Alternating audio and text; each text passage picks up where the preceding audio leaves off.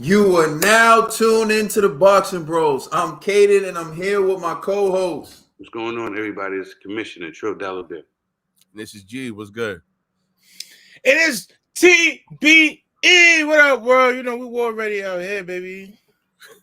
TBE is war ready. All right, so a few things. We're going to be doing it differently this week. We are going live, but it's because we all have things to do, so we need to get this up as quickly as possible. Pause. But we're just going to run through topics. We'll acknowledge people if we can, but this is mainly just to get the recording out there. We're running straight through topics.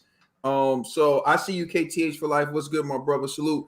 And one last thing, we invited Complex, the boxing cousin, to come through so he can defend Wilder on this show, and he dipped out. No, so he couldn't make it, but he said he's going to try to be here next Sunday. All right, the first topic we're going to discuss on Boxing Bros is who's most likely to lose, Anthony Joshua or Deontay Wilder. As you know, Anthony Joshua is facing Joseph Parker. Some people think it's an easy touch. Some people feel like it's his toughest task. And Anthony Joshua is fighting Otto Wallin. And so we're going to take a look at a quick video if it pops up. And then we'll discuss who's most likely to lose.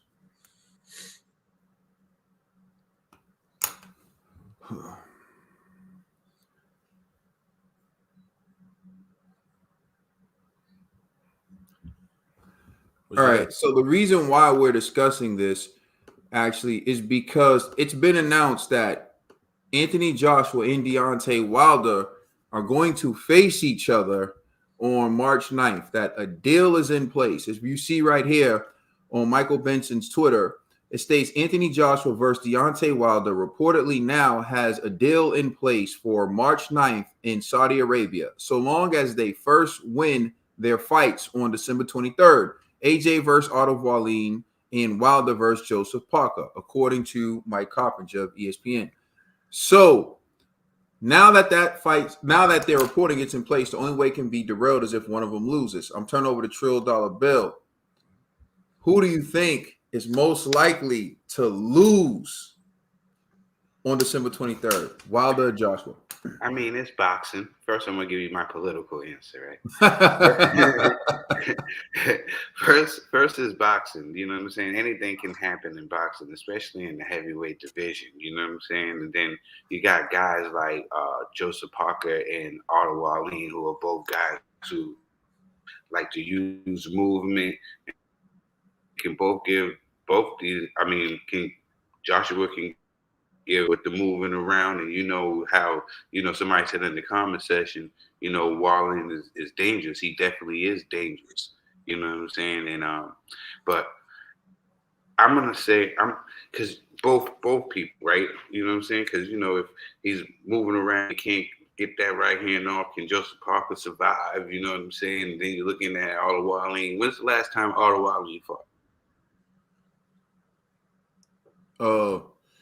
He had a fight against Glassev. I want to say like a few weeks ago. I don't know the exact date, but Glassev was his most recent. So I'm gonna say Otto Wallin.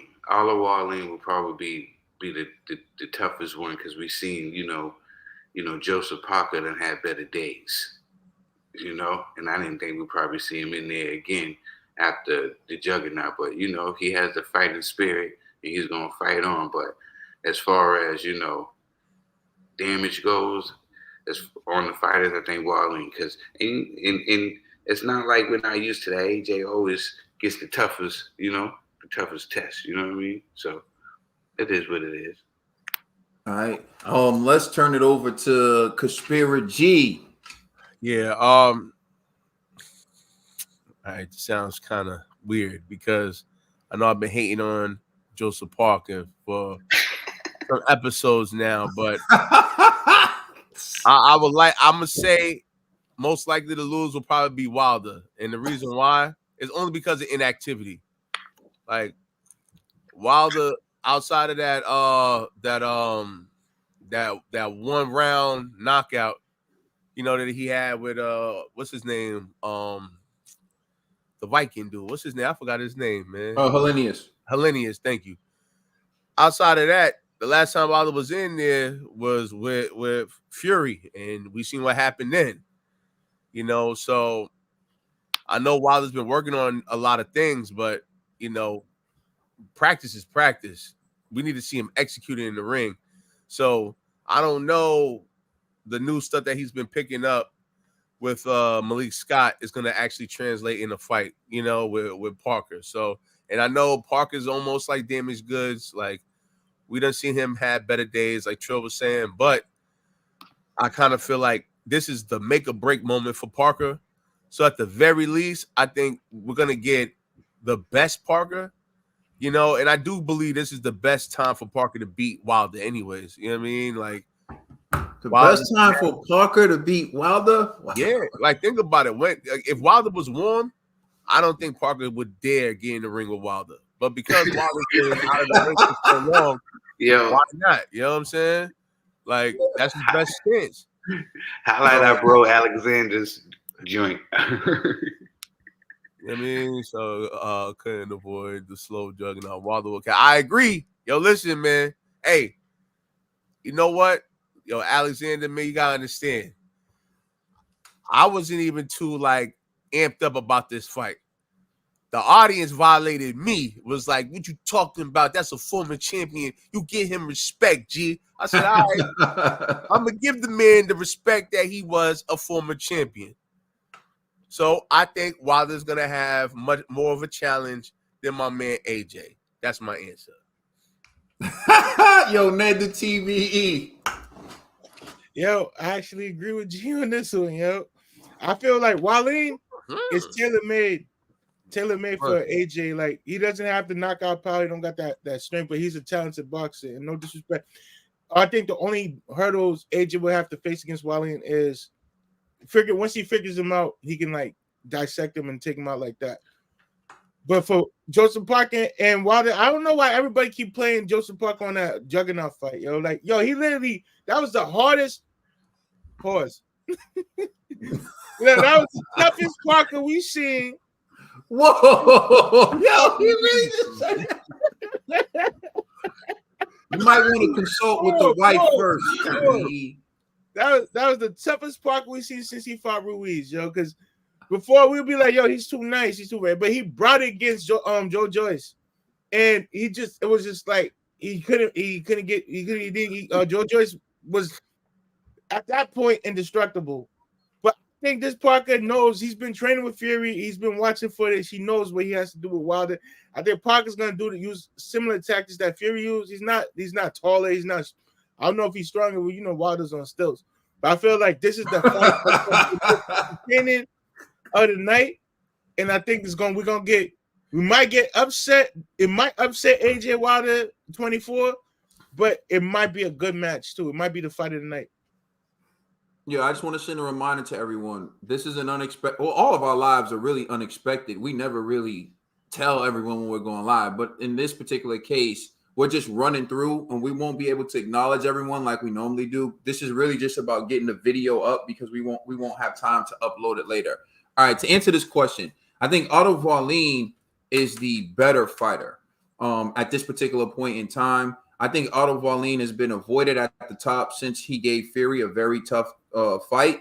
Many people believe that if Otto Wallin was fighting someone other than Fury, that fight would have been stopped because of the cut on Tyson Fury's eye. However, Otto Wallin has found himself kind of in no man's land. And so AJ's taken on a very tough task in fighting Otto Wallin because he's kind of fighting essentially what people would label as a boogeyman, high risk, no reward type of fight. But if he does win, he will position himself as number 2 with the IBF in their ranking. So that's a good thing for him, essentially. Now we're talking about Deontay Wilder versus Joseph Parker. Let's be clear. Joseph Parker, he's lost all his big fights. He lost to Anthony Joshua. He lost to Dillian White. And recently he lost to the Juggernaut. Joseph Parker is there's a question mark. Will he ever reach the heights he once reached before when he was champion? Deontay Wilder, on the other hand, has sparked out Robert Helenius, and we haven't seen him in the ring since. I think that Deontay Wilder is most likely to lose on December 23rd. One, because of inactivity. But two, here's the most important reason why I think Wilder's most likely to lose. I feel like Anthony Joshua isn't respected or feared by heavyweights in America. If you look at the heavyweights in America, they always talk trash to Anthony Joshua. They think he's soft. They think they can run through him, right? So when they see Joshua, they think they see an easy touch, or they think they see someone who's overrated. Similarly, I think the fighters from the UK and other countries see Deontay Wilder and they think he's trash. They think he's food. They think he has one weapon and they can neutralize him, and they think that they can beat him. To my recollection, this is the first time that Wilder's going to be facing a fighter who, I guess you could say with the exception of Luis Ortiz, and you see Luis Ortiz was one of his toughest fights, where he's facing someone who isn't from America, who isn't intimidated by him, and who feels like he's overrated. And I think Joseph Parker's going to walk in that ring thinking, I'm the better fighter, I'm the more skilled fighter, and Deontay Wilder is a media creation. I think this is the first time he stepped in the ring with someone who believes that.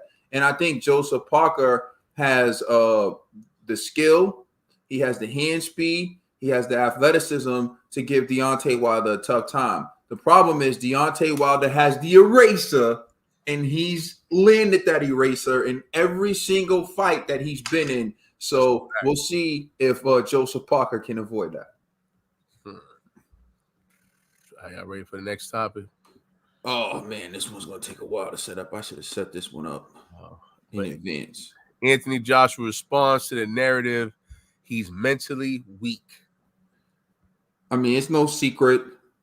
There's a narrative out there that Anthony Joshua is mentally weak, and a lot of people have been hopping on it. You saw Otto Wallin bring it up at the press conference, and Deontay Wilder recently made the statement, and so Joshua has responded. We're going to take a look at Joshua's response. I need y'all to bear with me for a second as I do this. That's coming soon. That's coming soon. We got that topic. Wouldn't that say? Oh, not Matt was like, can we talk about your boy Colbert? Who's our boy? First of all, watch your mouth. Okay, you've never heard any of us co-sign Colbert. Okay, so please. Oh yeah, we got Colby Covington as a topic as well. All right. So we're going to take a listen. Here's what Deontay Wilder had to say about Anthony Joshua.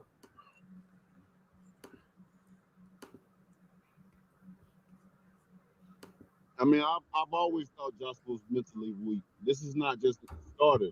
I mean, if you go back to my previous interviews and hear me talk about Joshua, I've always thought he had a very weak mentality. When it comes to who's the best, or if he's thinking he's the best, especially when it comes to fighting me. It's no secret.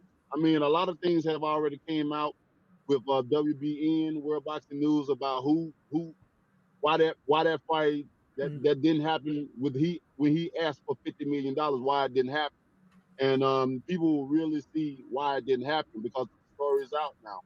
Most time the truth come out. It's only a matter of time. I mean, So you heard what Deontay Wilder had to say. That Otto Wallin has been saying that he's mentally weak, and he's been bringing that up at the press conference. So we're going to take a look at what Anthony Joshua had to say in response to Otto Wallin. Pull this up. Here we go. So Anthony Joshua, this is on Michael Benson's Twitter. He stated, Anthony Joshua on Otto Wallin claiming he's mentally weak. I've never seen someone win a fight via mental games. The only way you win a fight is by punching someone more times or harder than the other person.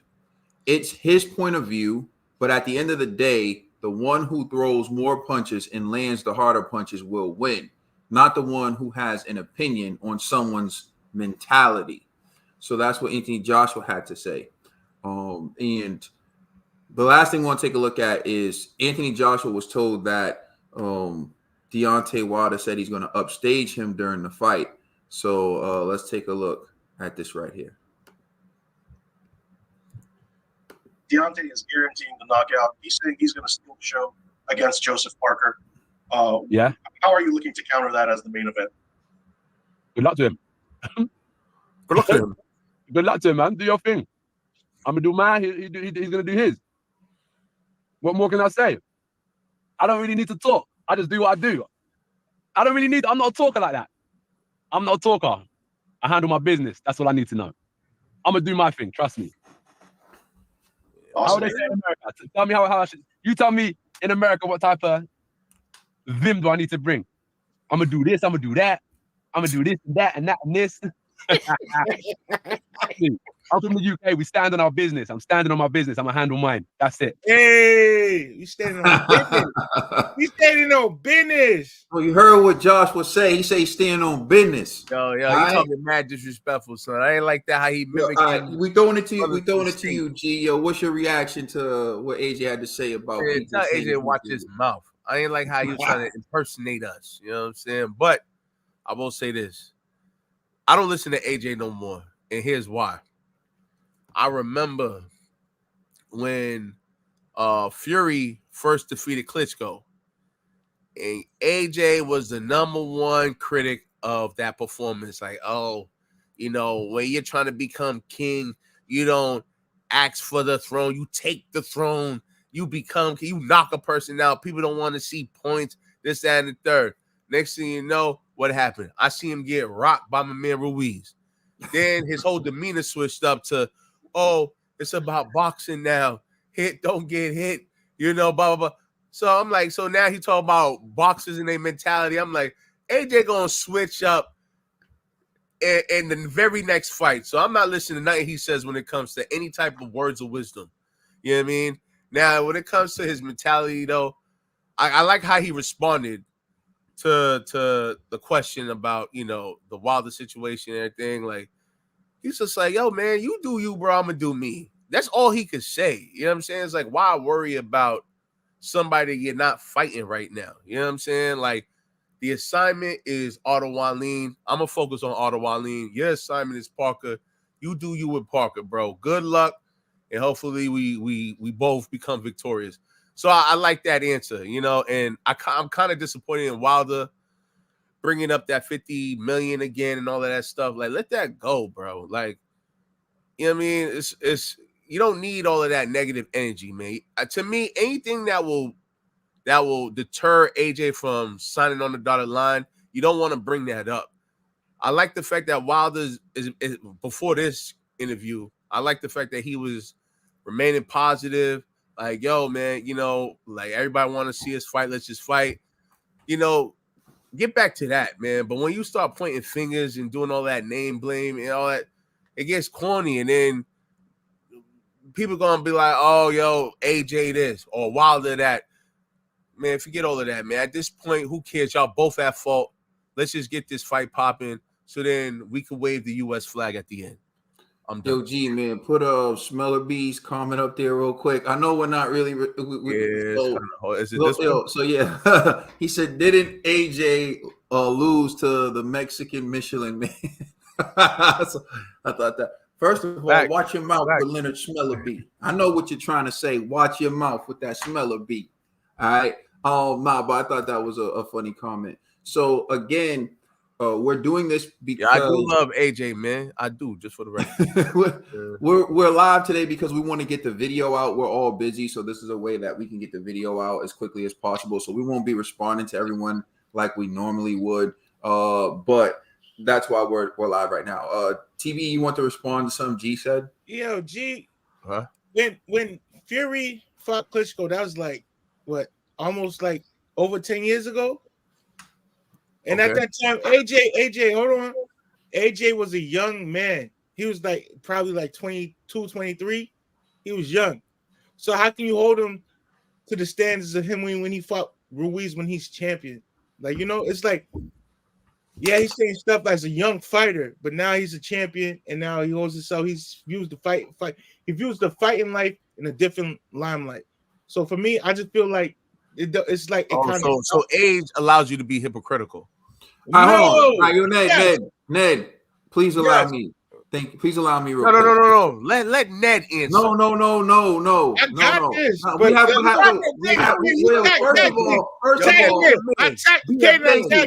Thank you. G, first of all, G, you can't stop us from having a discussion, which is what this is. Ned weighed in with what he had to say, and I'm just going to add something. Wilder in 2015 said they got to be perfect for 12 rounds. I only got to be perfect for 2 seconds. When people told Wilder he needed to improve on his boxing skills, and I quote, "Just love me, brother. Yep. Love me." Pause. And he was wrong for that. So hold on. Wilder didn't think that he needed to improve his boxing skills. But after he got obliterated by Tyson Fury, you see Wilder, the picture of Wilder when he's standing in that corner right before Brilliant throws in the towel, Wilder's eyes looked like he saw an alien. Like, so Wilder, after getting the brakes beat off of him and knocked out Cold in the trilogy, realized he needed more than a right hand. Now he's putting out videos of him hitting the pads, throwing multiple punches. Do you go back on Deontay Wilder and call him a hypocrite? Because we already did that. He solely needs to rely on the right hand anymore. And we did that with several videos. Okay, but right now we're talking about AJ. But thank you for bringing that up. You know what I'm saying? I appreciate it. What you mean? Right now we're talking about AJ. It's the same logic. You said you don't believe anything. You say you don't believe anything that AJ says. No. You see, this is what you always do. You say you stop watching. Yeah, Brian, hold on. Let me just say this. You don't believe what he says anymore. You're playing as if I'm saying Wilder's perfect. Never said that ever on this show. We all said Wilder. Man, the God seemed kind of perfect to me. Got you. But anyways, we all said that Wilder needs to work on more than just his right hand. You know what I'm saying? But I'm just pointing out the fact that we're going off of AJ's comment, and I'm like, I don't trust AJ's comments anymore because he flip-flops all the time with his words. So that's my argument. You know what I mean? What you're saying about Wilder is correct too. They're all hypocrites. And again, I just said Wilder should not even bring up the past negotiations anyways, because I think that messes up the promotion for this upcoming fight. No one's perfect in this situation. I'm just saying, let's just get back to fighting, man. So it's whatever. If y'all want to shoot me down, man, shoot me down. First of all, he go playing martyr. G, don't try to play martyr, because the point that I was going to make, but I wanted to allow you to have your rebuttal, is people grow over time. You don't hold the same views. Otherwise, what's the point in being alive? So in 2015, Wilder believed genuinely, wholeheartedly, that he can beat everyone with just one right hand. But then he found out that he couldn't. So he changed and understand, I need to grow. I need to evolve. Even 2015, Wilder wanted a body on his record.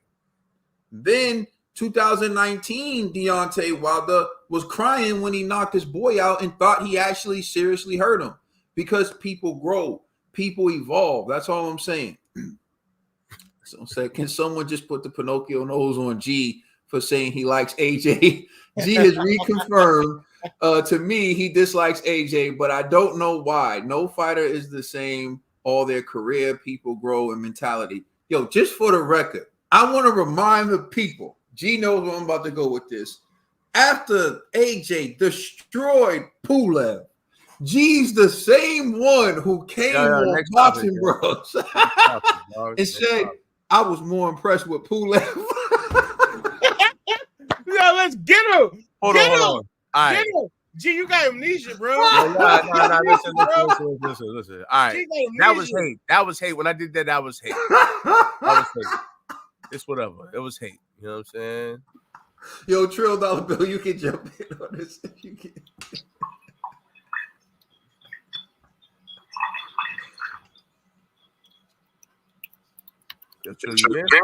Yes, I'm here, brothers. What's good? I say, you can jump in because AJ responded to people saying he had a weak mentality. and he said, the people thinking about someone's mentality doesn't win fights. It's about who lands the most and the harder punches. At this part, at this point, man, AJ just get in there and fight, man. That's just how I feel, man. At this point, just get in there and fight AJ. Look, man, I'm not. It's just he just needs to stop worrying about what everybody else is talking about, man. I think that's just been his biggest thing, man. But other than that, man, he all right. He's good. He just need to get in there and fight. All right, Ned the TBE. Put that last comment back on the screen because I ain't never. What? Man, G, put it back up there, G. G, Wilder say he want to be pregnant in argument, you have automatically invalid. So, G, listen, G, your bias shows, and I came. Like I said, AJ said it. I'm saying it. We standing on business today, G. I want all the smoke to the buildup of this fight. If you lose next week, and it's crazy. Ned, listen. No, there's no smoke with you, bro. No, you know what? If it's smoke with you, then it's I'm gonna blow blood vessel because the way you like downplay things. Okay, all right. You know what, Ned? You know what I should do? I got you. This is what I should do. I should just be being Kate and you see, audience, I never be bugging when I tell you. I don't even know I'm talking to you, bro. Like if it's what he wants, he got it. But this whole thing right now is just reminding me of last week when we spoke about David Benavidez and G wasn't even here, and then was like, "Huh, G? What you gotta say about that, G?" And I promise you, the night before me and G, your hate is on autopilot. G comes on here, be all friendly and peaceful. He want to act like he Gandhi. He's like a peacemaker, activist or something like. Nah, he's a World War. He's a World War I starter. He starts this stuff. He starts it, and then he's we a victim. Like, G, cut it out. Cut it out, G. Cut it out, G. You know what you're doing right now. You're acting innocent. But like what I'm saying, what I'm trying to say right now is AJ know what he gonna do. We stand on business. G, draw your sword again. I'll push the button. So what you're saying is you had nothing to say. Gotcha. All right, so I'll just make it real quick. For me, I think AJ has to change the narrative. And all the talking he does in interviews and all the talking he does isn't going to change the fact that people see him as mentally weak, right? It's one thing to have people questioning your mentality outside of the ring. It's another thing to have people questioning your mentality inside the ring. I'll give you an example. Wilder has done some questionable things outside the ring, like wearing headphones at the press conference. Wilder even cried when Fury talked trash to him before their first fight. You could see Wilder crying. We've seen Wilder do some questionable things, but the one place we've never seen Wilder do any questionable things is inside that ring. He was willing to get knocked out or knock you out. We know that about Deontay Wilder. That's a major question with Anthony Joshua. And until he answers that question, people are going to question his mentality. Let's be real. We don't think that Anthony Joshua isn't a stable person. He's very intelligent. He's articulate. He's very reasonable. He's rational. Nobody thinks that Anthony Joshua is like mentally messed up. What people question is his desire in the ring. So, for example, when he got dropped by Ruiz and he spit out his mouthpiece in the corner and he was standing there, people felt like AJ wasn't willing to go out on his shield, right? Then in a rematch, he boxed him technically, which I'm okay with, right? That's part of boxing. So you use your advantages to win. That's what you should do. But when he fought Usyk, people, especially in the rematch, that 10th round, it looked like he wasn't willing to go out on his shield to win. And I think that's where people question his mentality. Does AJ have it in him when the going gets tough to be willing to get knocked out in order to knock you out. Let's be real. That's where the whole AJ's mentally weak comes from, right? So AJ intelligent. I don't know what's going on in the Ukraine, but it's not nice. I don't know what's going on in every other country's business. I don't live in every other country. Nah, he's talking about, remember where AJ, yeah, I know. Well, yeah, when he said I don't know what's going on in Ukraine, but it's not nice. But to me, that's not a reflection of AJ's intellect because he doesn't know what's happening in Ukraine. He's not from the Ukraine. I don't know if he's ever been to the Ukraine. So just because you don't know what's happening in other countries or what's prompting war in other countries doesn't mean you're not intelligent. But the point I'm making is AJ's people are saying it in a nice way when they say AJ's mentally weak, but what they're really saying is AJ don't got the dog in him. When the going gets tough, AJ will fold. That's what they're saying about him in a nutshell. All right, so we can move on to the next one. All right, next topic was Jake Paul's KO over in Andre August staged. Oh man. Yeah, so the internet, the streets is buzzing, the internet is buzzing. They're saying that the knockout, Jake Paul's knockout over Andre August was staged. And so Trill Dog Bill, I see you smiling, man. I don't know if you want to jump in on this one, man. The KO wasn't staged, the opponent was.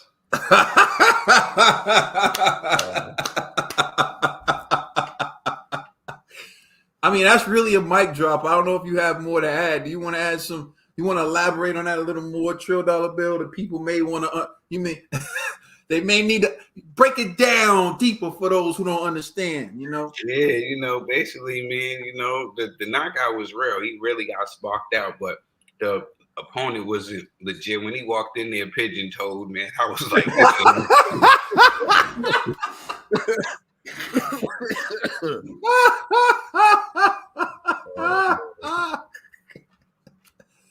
you heard what Dollar Bill had to say.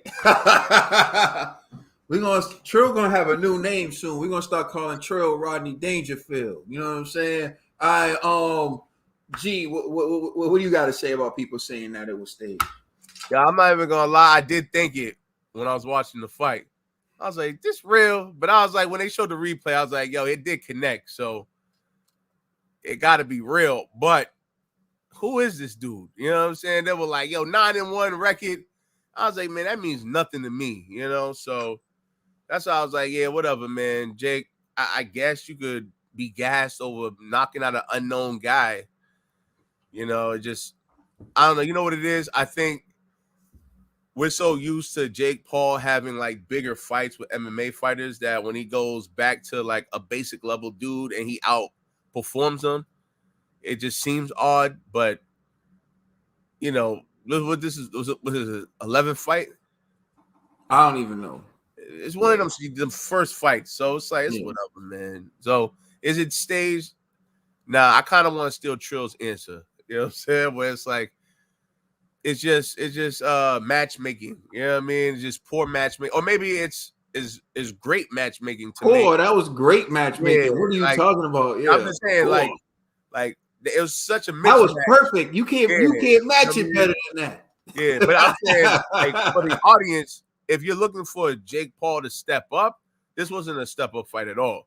This was literally just, I'm just gonna showcase my power so I could like gas myself, and it did the job. Like after coming from a loss to now getting a quick victory real quick, change the mentality, or maybe give him more confidence. I don't know what it was designed to do. It could be all a marketing ploy. Hey man, listen, I don't trust Jake Paul, man. So yeah, man, I don't know what to say, bro. You know what I'm saying? Maybe Ned has some more wisdom. I don't know. Speaking of which, the TBE, man, what you got to say? Man, the other night we saw Draymond Green throw a haymaker at Yusuf Nurkic, and he said his response was, I didn't mean to punch him. I was just trying to sell a call. Oh, Andre August, you sold that knockout last night, man, because it was staged as hell. And I'm saying this to say that because we know Jake Paul's track record. I'm not buying it. And this is the type of game. You make people pay their money to see this type of nonsense, and it's not cool. And we always say you can't play boxing. Right now, you playing the hell out of boxing, Jake Paul. And one day it's not gonna end in your favor. You probably get carried out on a stretcher where you think you're gonna be boxing. You think you're gonna at one point you be calling out Canelo, you be calling out Mayweather, you be calling out all these elite fighters, and this is not what's gonna get you there. This is gonna get you hurt, and I just don't enjoy it. I don't enjoy it for the sport of boxing, but it's entertainment. He knocks out of nobody. We all laugh. We all be like, "Yo, he gets the views, he gets the dollars." But when it comes down to real boxing, you gotta really prepare yourself for real fighters. Because last night, it is an impressive knockout, but it wasn't real. We already know the KO clause he has in his contracts and things like that.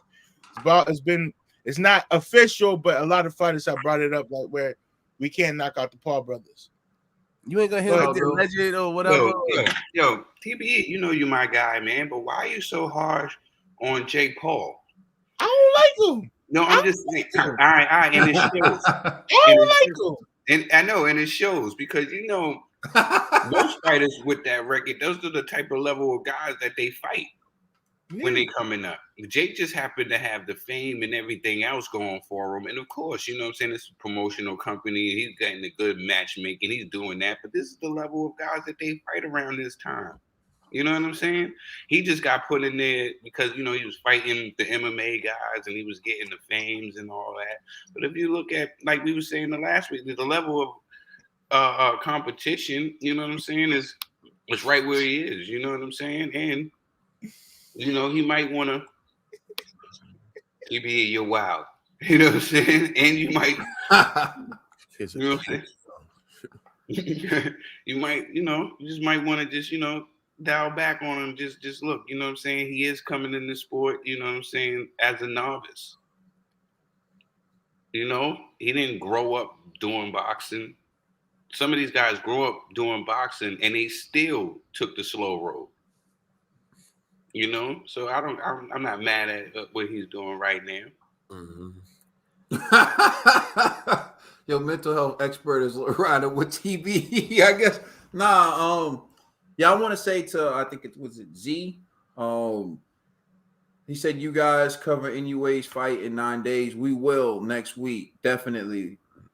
We got mad love for the real monster, NUA, not that David guy who we'll discuss a little later. The real monster, crazy NUA. But what TBE? That was just TBE's take, right? Yeah. That was my take. Go ahead. Yeah, my take on it is you don't have to stage tomato cans. There's so many in boxing. Didn't Tommy Fury fight someone who had 100 losses? Think about it. Yo, how do you have 100 L's, bro? 100. How do you keep fighting till you get 100 L's? That's how that you is rent. Insane. Like, yo, go. If you think I'm making this up, look at Tommy Fury's box rec. He actually fought someone who had 100 losses. Think about it. Floyd is arguably the best fighter ever, 50-0, over like a 20-year career. But he got 100 losses. How do you do it? Like, you think once you have 99 losses, you'll be like, yo, I can't do it, dog. I can't get 100. I can't have 100 L's. I just can't do it. Like, yo, for real, how do you keep, like, you are clearly a professional loser at this point. And then think about this. If you lose to the guy who has 100 losses, what does that make you? That makes you an extra loser. Like, you know what I mean? Like, this is crazy. So all I'm saying is, if there are guys out there with 100 L's, do you really have to stage a fight? You understand? So no, they knew something about Andre August. They scouted him well. They knew he was tailor-made for Jake, and they knew at some point Jake was going to catch him and knock him out with a commerce screen. He said, the rent stays paid when you fight all the time. Right. 100. That dude was definitely supplementing his income. He was like, yo, sheesh. I need an extra 1,000 this month. That's a He fact. was like, yo, line up 3 fights for me. He probably got a vacation home in Mexico. You That's know what what I'm I'm saying? Buttering up them ratings, dog. That's what I'm saying. My man was a professional scuba diver. Yeah. Taking $5 a day. $5 a day. You know what I He mean? signed a fight deal. That's what I'm saying. My man was taking L's. Like, yo, this is crazy, dog. Man. You know what I mean? Wow, sir. That's wild. So, I mean, they scouted him well. That's it. He was like, you don't lose unless you quit. You know what I'm saying? For real. He gonna keep fighting until he get it right. You know what I'm saying? You know what I mean? I don't know, but all I'm saying is you can't be like, oh, that was staged. It's good matchmaking. If you know the history of boxing, you understand that. They found the right one. It was perfect matchmaking. So I don't think he needs to stage it. And everyone clowning him or disrespecting him, you're missing the point that this guy is a novice boxer still. He's Malik Scott. I still remember when we did that segment on Malik Scott. I'm like, Malik, man, come on. But yeah. So, anyways, I don't think it was. I don't think it was staged. All right, let's go to the next topic. Ben Rodriguez makes it a gloomy night for Sonny. Yo, that fight was fire. I ain't gonna lie. Yo, Trill, this is where I give Trill his respect. The little guys, man, they showed out last night. You know what I mean? Yo, and I do want to give a salute to the little guys. And we talked about this a little bit when we gave our predictions for this fight. To see the little guys actually headline a card is something, special within itself, because I remember back in the days, they would be like the bill fillers. The little guys, it would be like a whole bunch of little guys until the big heavyweight fight, and everyone would be going to the fridge or making their trip to the Hold on. Whatever. I agree with what you're saying, bro, but I gotta say this. Yo, TBE, let me hold this. Watch your mouth. Hey, it's true, Trill. Trill, let me cook. Let me cook. But because back in the days, I feel like the little guys used to just focus on throwing so many punches. Yo, thank you, EMT Rick. Yo, for the record, if you're in here, because it helps the algorithm, it helps get the video out to more people. But yeah, so back in the days, I feel like the little guys focused more on just being active and throwing punches, because it would be like each fighter would throw 1,000 punches. It would be like 2,000 punches thrown. Each fighter landed like 500 punches. And then at the end of the fight, you didn't see a scratch on their face. And I was just like, what kind of fight is this? Yeah. But that all changed. And when I think about it, you look at like Barrera, Morales, Pacquiao.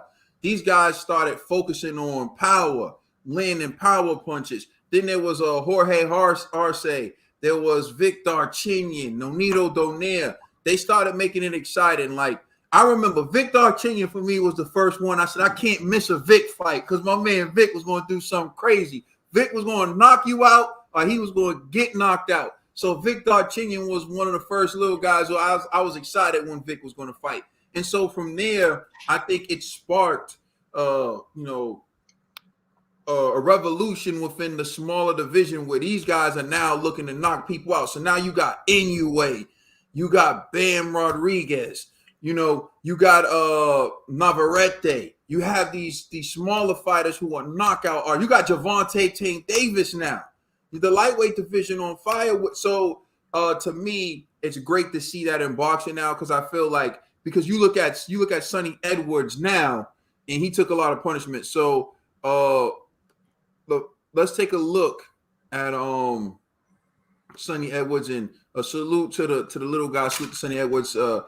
So this is reported by Michael Benson. Sonny Edwards has now revealed that he suffered a medial orbital fracture to his left eye during his defeat to Jesse Bam Rodriguez and was seeing double from the second round onwards.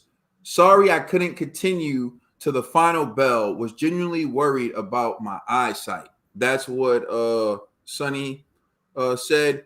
And salute to Karma Serene, who's in the building. I saw that she tweeted. She said her dad said, if you see double, throw double punches. Throw double amount of punches. That's what Dad used to say.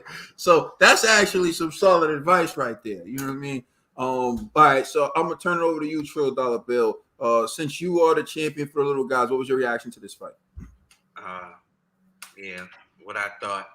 Bam is it's no joke.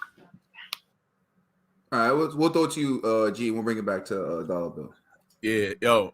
So that fight was interesting because I remember from like the first 4 rounds, it was almost like back and forth. It was even, but then Rodriguez started making like his mark when he started attacking the body more, you know. And I was wondering, like, yo, man, what's going on with Sonny? Like, how come he's not moving like he should be moving? Like, his corner's yelling at him, like, yo, use angles, do this, do that. He's just like, nah, yo, I'm just gonna take it to my man Bam.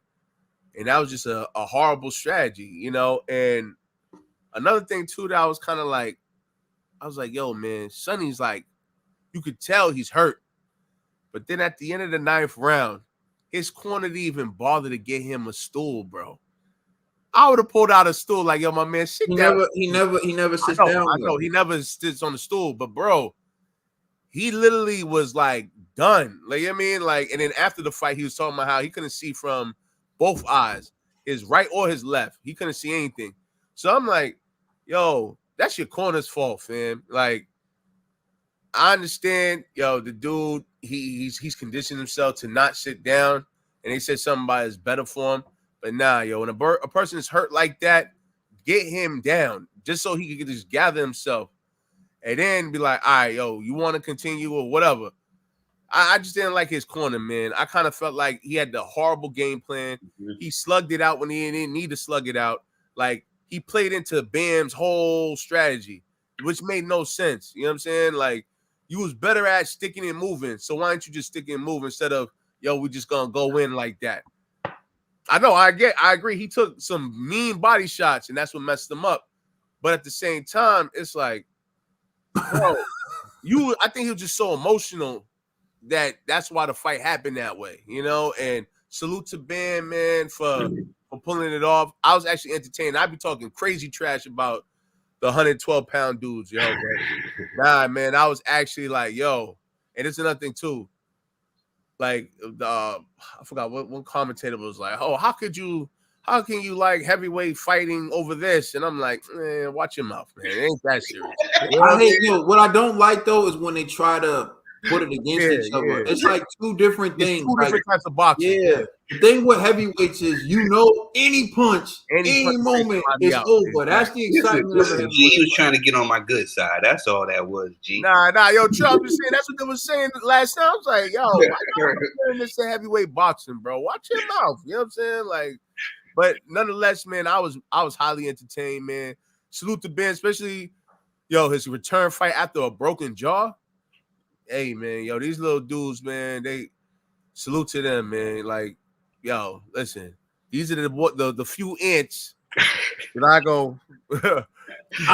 That's one thing. Not all of them. Some of them still do that 1,000 punches around, not trying to land anything. I'm like, come on, hit them these hard. Dudes trying to kill each other, man. That's what I like. You know, I mean, I don't want nobody to die, but you know what I mean. I like to see competition. I like to see guys try to get dudes out of there. You know what I mean? Like, so they did their thing, man. Salute to both gentlemen. I don't mind if they do it again. I'd love to see that. Do it again. I don't think they need to, but Dollar Bill, yeah, if you want to. It was good though. It was a good fight. You know what I mean? I'm sorry I was interrupted, guys. Excuse me. Yeah, this is what I thought was going to happen. Bam is what I've been talking about. Bam for the longest. You know what I'm saying? Bam is special. Bam is a special talent. You know what I'm saying? And I think that Edwards, they asked for this fight. They tried to call him out. It was a lot of trash talking. He was the one saying that he was going to stop Bam in the first round. I don't know where he got that idea from. He was, you know what I'm saying, with the 4 KOs on his record. And he was the one saying all this stuff. He had all the buildup, all the trash talking. Bam was like, I'm going to do my talking in the ring. And I knew that Bam had it. You know, Bam came, but like G was saying, Bam came back from the broken jar and everything else. I just knew that Bam had all the gifts. Bam is what we're looking at is a special little fighter. You know what I'm saying? Like Hayden was saying, there's still other fighters, you know, that's out there in the low weight divisions, like you said, but this is a different fighter. Bam is special. You know what I'm saying? And I would love to see him go up another weight class, which he plans on doing. You know what I'm saying? Sonny Edwards said, "Oh, no excuses," but made a ton of excuses after the fight. No, you can't say you had some rounds in the middle that you won after the second round. And I think that he ended up fighting. Bam made him fight his fight. Not that he ended up fighting Bam's fight. Bam made him fight his fight. Especially by the time when he was trying to move around, he was trying to counter, he was trying to do all these things in the beginning, but then that shot to the body, to keep jabbing him to the body. When like with the homeboy, what's his name up here, said mental health expert. Like he said, those commentators were glazing Edwards. Yeah, they was. They were the whole time. They were sitting there just saying, "Oh, look what Edwards is doing," ooh, not admiring the work that Bam was doing with the body. I just said it's a matter of time. Throwing that sharp little jab to the body. I think a lot of fighters learned from Floyd. When Floyd used to throw that sharp jab to the right hand to the bottom, that's what he was doing. And he was slowing them down until eventually where Edwards, all he had to do was he had to fight. He had to fight. And then on another note, he's saying that his corner told him, no, he's looked at the corner. If you go back and look at the replay, he looked at the cornerman. He said, "I'm done." He said, "I'm done." His cornerman didn't say that. He said it. After getting hit, after him getting hit with that shot and him going down. Could we be asking if Sonny Edwards quit? Yeah, Sonny quit. You know what I'm saying? Because but he didn't see that punch, Trill. Yo, that down up. Yeah, and whose fault was that? Because the jab from Bam was so good. He already was jabbing him and swelling his eye up. You know what I'm saying? And this is why Edwards was moving around. Bam just had the longer reach, and he was using that jab. He was throwing hard jabs. And that's what had that eye like that. So it was the eye. You seen his foot? Yo, if he didn't have on high tops, he would have broke his ankle. That foot, yo, his foot folded. I said, yo, son. Yeah. Man, get him. He was trying to throw a shot right there. It was just because he was getting broken down. He's never been in a fight like that. He's always been in a fight where he dictated the pace and everything else. This was totally different. You know what I'm saying? So, speaking of which, just throwing it out there, that was another one of Trill's fighters back in the day. Trill was like, "Yo, you got to see Victor Ortiz." I said, "Fine, I'm going to watch Victor." And then I saw Madonna beating up on Victor. And Victor was like, "I don't deserve to be getting hit like this." Trill was so disappointed. Go ahead, bro. Yeah. So, that's what I was saying with Edwards, man. I know Victor was the disappointment, man. But he made up for the Birdo one.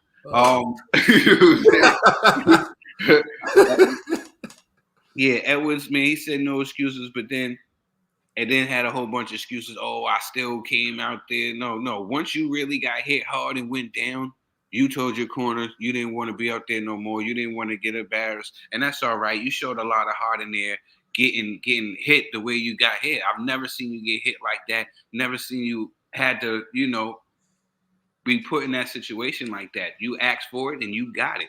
Shout out to Ben Rodriguez, who is a special fighter, and they asked should he be considered be on the pound for pound list. It's starting to make an argument. It's starting to make an argument for him. Be a multiple champion, multiple weight classes, and being a unified champion in the way he's beating the guys. He's beat the top guys. You know what I'm saying? So yeah, he can make an argument for himself. I'm not mad at Bam at all, man. Congratulations to Bam. Garcia, you got another one. Hold on. Can I respond to Henry, though?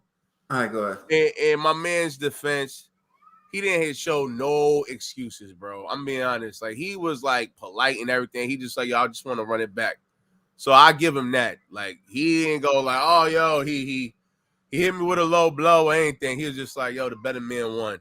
Yeah. He was complaining about low blows like the first 1 minute of the fight. Yeah, but I mean, at the end, I'm talking about the end when he spoke. He was like, he said no excuses. He said, he made me fight his fight. I couldn't see. I was blurry. But no excuses. That's just the truth. That's just yo, the dude whooped me up. You know what I mean? Like, yo, I got violated. You know what I'm saying? So it's like, all right, cool, man. You know what I mean? All right, TVE. I'm just keeping 100. I ain't get to catch this fight. I did pick Sonny, and my guy lost. If you want to lose your money, bet it on Sonny. Yo, matter of fact, I want to give a shout out to our boxing bros, Rico. I hope you're okay. Rico, are you okay? Rico. Are you okay, What happened, Rico? Wait. Rico was going with Sonny? He was going hard for Sonny. And listen, we end up that UK loyalty right there. Yo, Rico's my man, but he be blinded by like his love for like, you know, the UK his guys. Yeah, he was blinded. And I was like, yo, I told him, I said, I had to get real with him. I said, what would make you think that Sonny can beat him? What would make you think? You know what I'm saying? Has he fought anybody on the caliber of him? Whose resume is better? Who's stronger? But hey, Rico, I'm not the type to say, I told you so. But I hope you would never do that, Trill. That's all good. We still love you, Rico. All right. So check it out. When we made our predictions, I stated I just don't think that Sonny Edwards is a good enough boxer to keep Bam off of him. I like to beat Bam, he was going to have to be able to use athleticism, slick boxing. He was basically going to have to fight like Devin Haney or fight like Jerome Boots Ennis, and I just don't see that in him. So I had a feeling that Bam was going to break him down and do what he did. And so I wasn't surprised, you know, but Sonny has a lot of heart. I know he has like a good personality, a good sense of humor. I saw some of the stuff he was posting, and he even tweeted after like yo, Bam beat my A. So he's a likable guy, Sonny. So I can see why he has a lot of fans and why a lot of people root for him. But at the end of the day, when you step in that ring, it's not about like how cool you are or who you like, or it's about skill, and I just had a feeling Bam was gonna do what he did to him. So salute to Sonny. He did what he could do, but at the end of the day, Bam showed that he's a real one, and I look forward to seeing Bam in the future. So we can move on to the next one. Yo, this was mad disrespectful.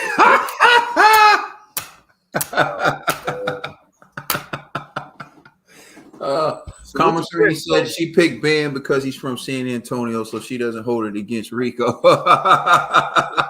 All right, so check it out. Jose Valenzuela, how do you say it? Valenzuela, right? Valenzuela. Jose Valenzuela. They call him Rayo. I call him Rayo. Yo, man, it's all good, man. Team Benavidez, man. Team Benavidez. You know what I'm saying? He didn't fold him until he made Benavidez Sr. the co-trainer. I'm just saying. He said, you number 2, okay? You assistant pimp. You ain't even a real pimp. He was an assistant pimp. The formula still works. You know what I'm saying? He co-signed the stuff that the head trainer was saying. That's what your boy Benavidez Sr. was doing. The assistant trainer of the year. Yo, chill. Because TBE might fire shots at you before we even get to the Benavidez topic. Ain't nobody all right. So Rayo yo, mental health expert. I was saying that in my head last night. Yo, that's a good topic though. That's a good topic. Let's run that real quick. Yo, Trill, who's worse, Montana Love or Chris Colbert? Yo, I don't like them both. I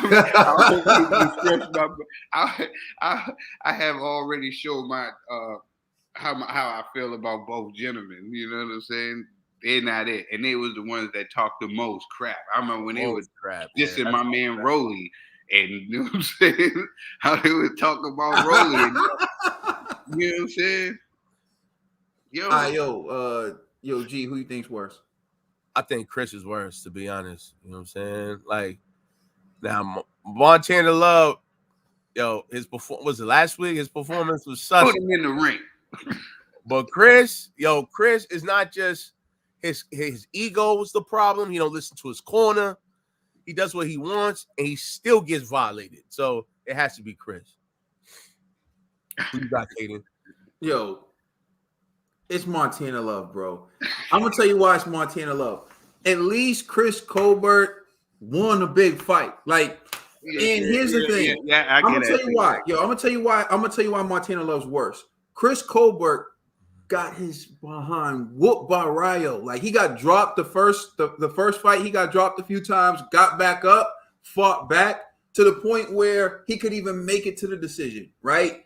And I thought it was a robbery, but he still got the decision. So he could still say we're 1-1 like he did when he was leaving the ring. We're 1-1. We do it again. We do it again. 1-1. We do it again. We 1-1. We got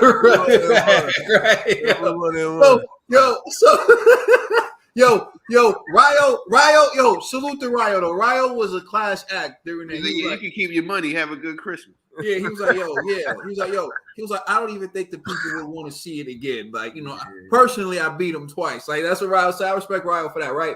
But Chris Colbert at least has dog in him. Like, Rayo was after the first round. I thought Rayo was going to get him out in the first round. That is true. Colbert at least. Montana Love got no dog in him, bro. Soon as Montana Love get hit, he get all shaky, try to catch you with that check hook. Wrestle you down, grab me, you bear. Yeah, Montana. Stop trying to check hook Montana Love. It's not gonna work. Do something else. You understand? And lastly, I want to address while we're on this topic, right? That someone said, I guess we were disrespecting Australia because we said that Montana Love can be the gatekeeper for Australians. It was a joke because his last 2 L's were 2 Australians. Nobody was saying people from Australia can't fight. We were saying Montana Love is a gatekeeper for the fighters in Australia. So we dissing Montana Love. Listen, man, my love-hate thing, people. Australia gave me my first loss, okay? Oh, yeah, Costa Sue against Zab. Here's the thing, though, right? Respect for you all. Yeah, here's the thing. People, like, your comprehension skills sometimes is off. Like, you just hear what you want to hear. You understand what you want to. Like, it wasn't nobody trying to disrespect Australia. But anyway, we can move into the original topic, which I almost forgot what it was. Yes. Rayo folds Chris Colbert. Gee, what was your reaction to that? It was violation from like the first round, to be honest. You know what I'm saying? Chris, the thing that kills me is like how he interacted with his corner every time. He's just like not listening to him. Then they can't turned up on him like, bro, what you doing? He's just like, why y'all yelling at me, yo? Like, I got this. Why y'all yelling at me? And I'm like, all right, fam. And next thing you know, my man Jose put a whooping on him. You know what I mean? My man Jose looked like David Benavidez in there. You know what I'm saying? So it was just disgusting, man. Chris, shame on you. You could have did a lot better, but I just don't understand that kid. And I really felt bad for him because they zoomed in on the knockout. He looked like he didn't even know where he was at. You know what I'm saying? I'm just like, man, I don't even think he knows he just got knocked out. He's like looking around, looking crazy, confused. And they kept looking at his face. And I'm like, yo, why is Showtime doing this to him, man? Like, I don't know. I kind of felt the way this is the last Showtime show. And my man Chris looking like, a highlight reel. I didn't like that, man. So, but well, I ain't even seen the. No, you say you look like a highlight reel. Yeah, it was bad, bro. Like, and then my man, like at the end, he wakes up and then he goes up. It's looking like he's about to say, like, yo, good game. I mean, good fight, whatever. He's just like, running back. He's just like, 1-1. And then just he went from sounding like a New Yorker to sounding like a mumble rapper. Yeah, I was like, yo, what's going on with my man? You know what I'm saying? So, I don't know. It's just, yo, man, salute to Chris, man. But I think his career done, to be honest. You know what I mean? I don't. Yeah, I think it's over with. Even his corners seemed like they were done with him. Like, you seen, I forgot, big men that be doing the mitts with dudes. Yeah. I know you're talking about. When he got knocked out, you just see him go. Yeah, I was like, why he was falling? He didn't even fall yet. He didn't even fall yet. He's like, damn it, man. He was like, I told you that boy ain't have it. That's exactly what it was. Oh, I told you the boy ain't got it. Yeah, that's exactly what it was. Yo, you could see the disdain, like the disgust in his corner. His corner just like, yo, why we even have a training camp with this kid? You know what I'm saying? Like, so I don't know, man. It's like I feel bad for Chris, man, because I like his energy, you know, and I understand the mentality that these dudes be having because they feel like they gotta be like this just to get the big fights and all of that, just to get the exposure. But it's like, yo, man, same thing with Montana Love. It's like, yo, all these antics outside the ring, if what you're doing in the ring don't match, it looks foolish. It's just like you look goofy. You know what I'm saying? So I don't know, man. I really do feel bad for Chris. He Man. pissed Barry Hunter off. He said, I could have stayed with DAZN. Saw what I just did with DAZN yesterday. Nah, but and DAZN can't. Yo, listen. She can't take nothing either. Her performance was garbage too. Just throwing it out there. Hey, dog, that fight was a letdown, but still, she won. But I want to give a salute to Matthew, who said this Australian loves the boxing, bro. Salute to you, bro. We appreciate you. We always see you show love. So yeah, I want to show love. My man Lil Jacob said that Colbert went from Nas to Kodak Black. In a blink of an eye. I ain't rolling B. I'm rolling D. Nah, but Dollar Bill, did you go? Yeah, you went. Oh right? no, yeah. It's nothing. It's nothing to say. What is there to say? What's there to say? As soon as he went down, I texted the bros. I said he'll never fight again. That's a fact. Yo. He'll never fight again with a knock. Like, yo, wait, go to. I'm sorry, Trill. I just saw. So go to Bricktop Warren real quick. So he said this generation of fighters are with painted nails, purses, and pink hair. Yo, here's something that was hilarious. So some dude on Twitter was talking trash to Tank. You can look this up. And Tank responded to him like, dude, you got a nose ring. Don't talk to me. Yo, and of course, you know, he got flamed in the comment section. Dudes was like, I know you ain't talking with your painted nails. You wear purses. Like, everyone was just getting them like, yeah, so it was just funny that the Bricktop Warren. Yeah, and Chris Colbert, that wasn't pink before he got hit. It was red. It turned pink. He got hit. You know, that's all. Ain't nothing else got to be said. Big guy, he got get back. He was rightfully, they took that victory. He won that last term, and he was crying because they robbed him. You know what I'm saying? This time he was crying because he got the victory, and he did it right. You know what I'm saying? He took it out of the judge's hands. You know what I'm saying? Yeah, and you fighters, man, this is true. I see y'all trying to bring androgyny back. You know what I'm saying? Remember the 80s, Prince, Ready for the World, you know, Surface, the dudes who look like the chicks got all the chicks. That's what you dudes trying to bring back. Okay, I'm starting to see. Is that Javante Davis or George Michael? Nah, but although George Michael's a different story. But my point is, you know what I mean? I don't even know what my point is. I'm netting it right now. Yo, TVE, dog. Yo, I got a lot to say, but I ain't watched this fight. I don't want to speak on it.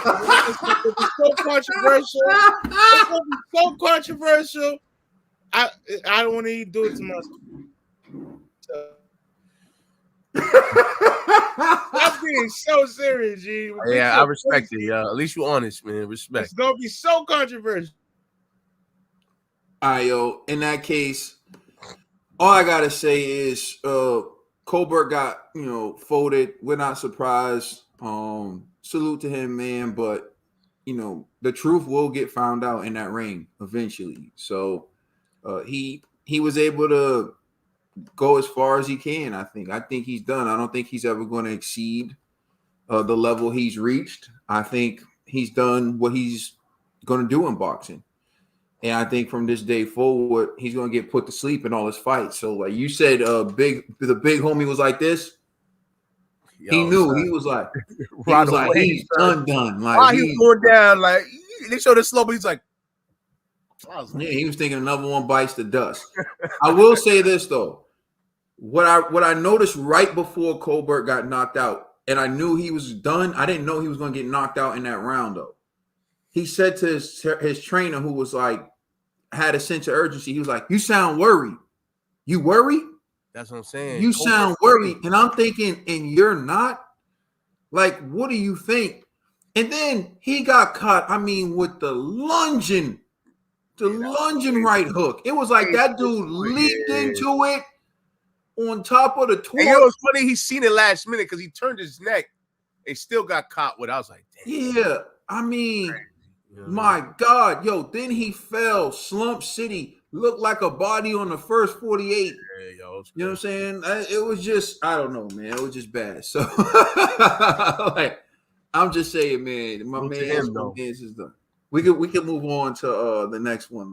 Where Eddie Hearn confirms that Tank turned down $20 million to fight Devin. Uh-oh. Oh yeah, it's time for us to turn our attention to this Devin Haney. Because he needs 40. What? I said because he needs 40. All right, yeah, all right. I see where this is going. All right, yeah, just one of those segments, man.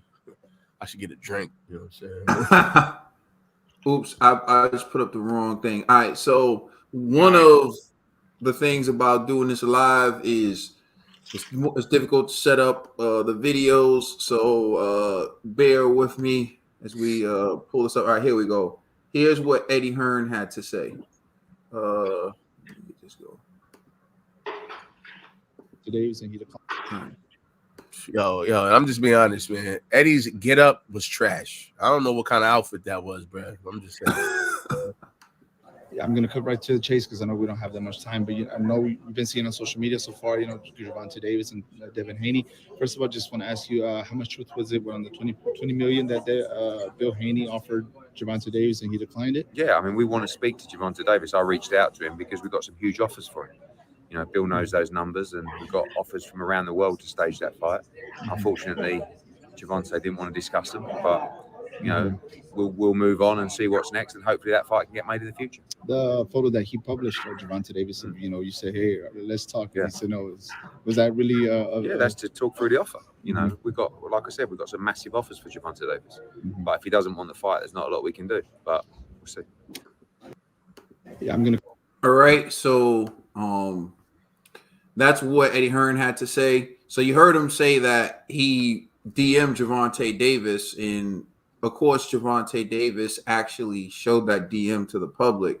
So we're going to take a look at that real quick, which was posted, and of course Michael Benson was on it. He snapped a quick picture of it. You see Gervonta Davis posted Eddie Hearn at 1:22 p.m. Let's talk. Gervonta Davis immediately responded, "No."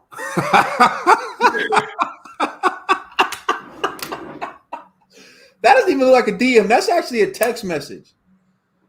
That is a text message. It's like a text message. It's IG. I can confirm it's IG. It's IG? Oh, okay. Yeah, man. I'm not really a social media type of person. I don't really get involved like that. But all right, so that's IG. Ned, our social media expert Ned has confirmed that was on IG. All right, so then Gervonta Tank Davis went to live. He went live on social media. Perhaps Ned will know what platform this is. And Gervonta Davis had some things to say. All right, so before I play this, if you have kids around, Gervonta Davis does use some vulgar language. All right, so let's listen to what Gervonta Davis said on live after receiving that message from Eddie Hearn. 20 mil? What they talk about 20 mil? That nigga can't even talk to the nigga that he supposed to talk to about me. That's a fact. And I'm only pressing niggas because I know, like, niggas got a little name right now. So it's cool to go at them niggas right now because they got names right now. So it's cool to, try to bully the bully. These niggas ain't no bullies. These niggas is pussy. I'm gonna really show them. And they broke for real. They already broke too. That's a fact. Niggas is definitely broke. 50K buyers. You might want to see that soft ass shit.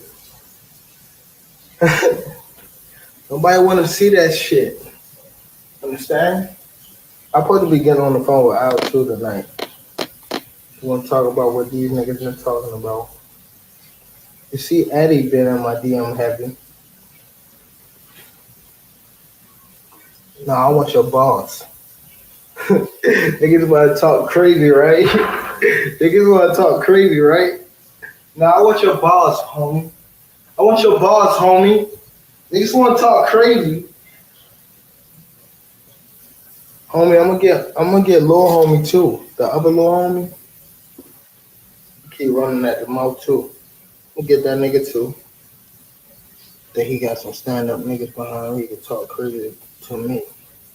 These niggas got that audacity. Tell that nigga to holler at the niggas that's really winning. Tell that nigga to do that. I'm off this. I'm not talking no more about it. If they want to make the fight happen, tell them niggas that they know what to do. They know who to call. And I'm by the phone. What's up? All of them. Holler at me. So you heard what Tank had to say. Well, Bill Haney, you want to say something, bro? I said, take himself out, take my man, and I said I had an apology for him, so later, but he take himself way too seriously, Here's what Bill Haney had to say in response to that. So Bill Haney responds to that live, and this is what Bill Haney says. Here we go. All the street stuff. Keep it boxing.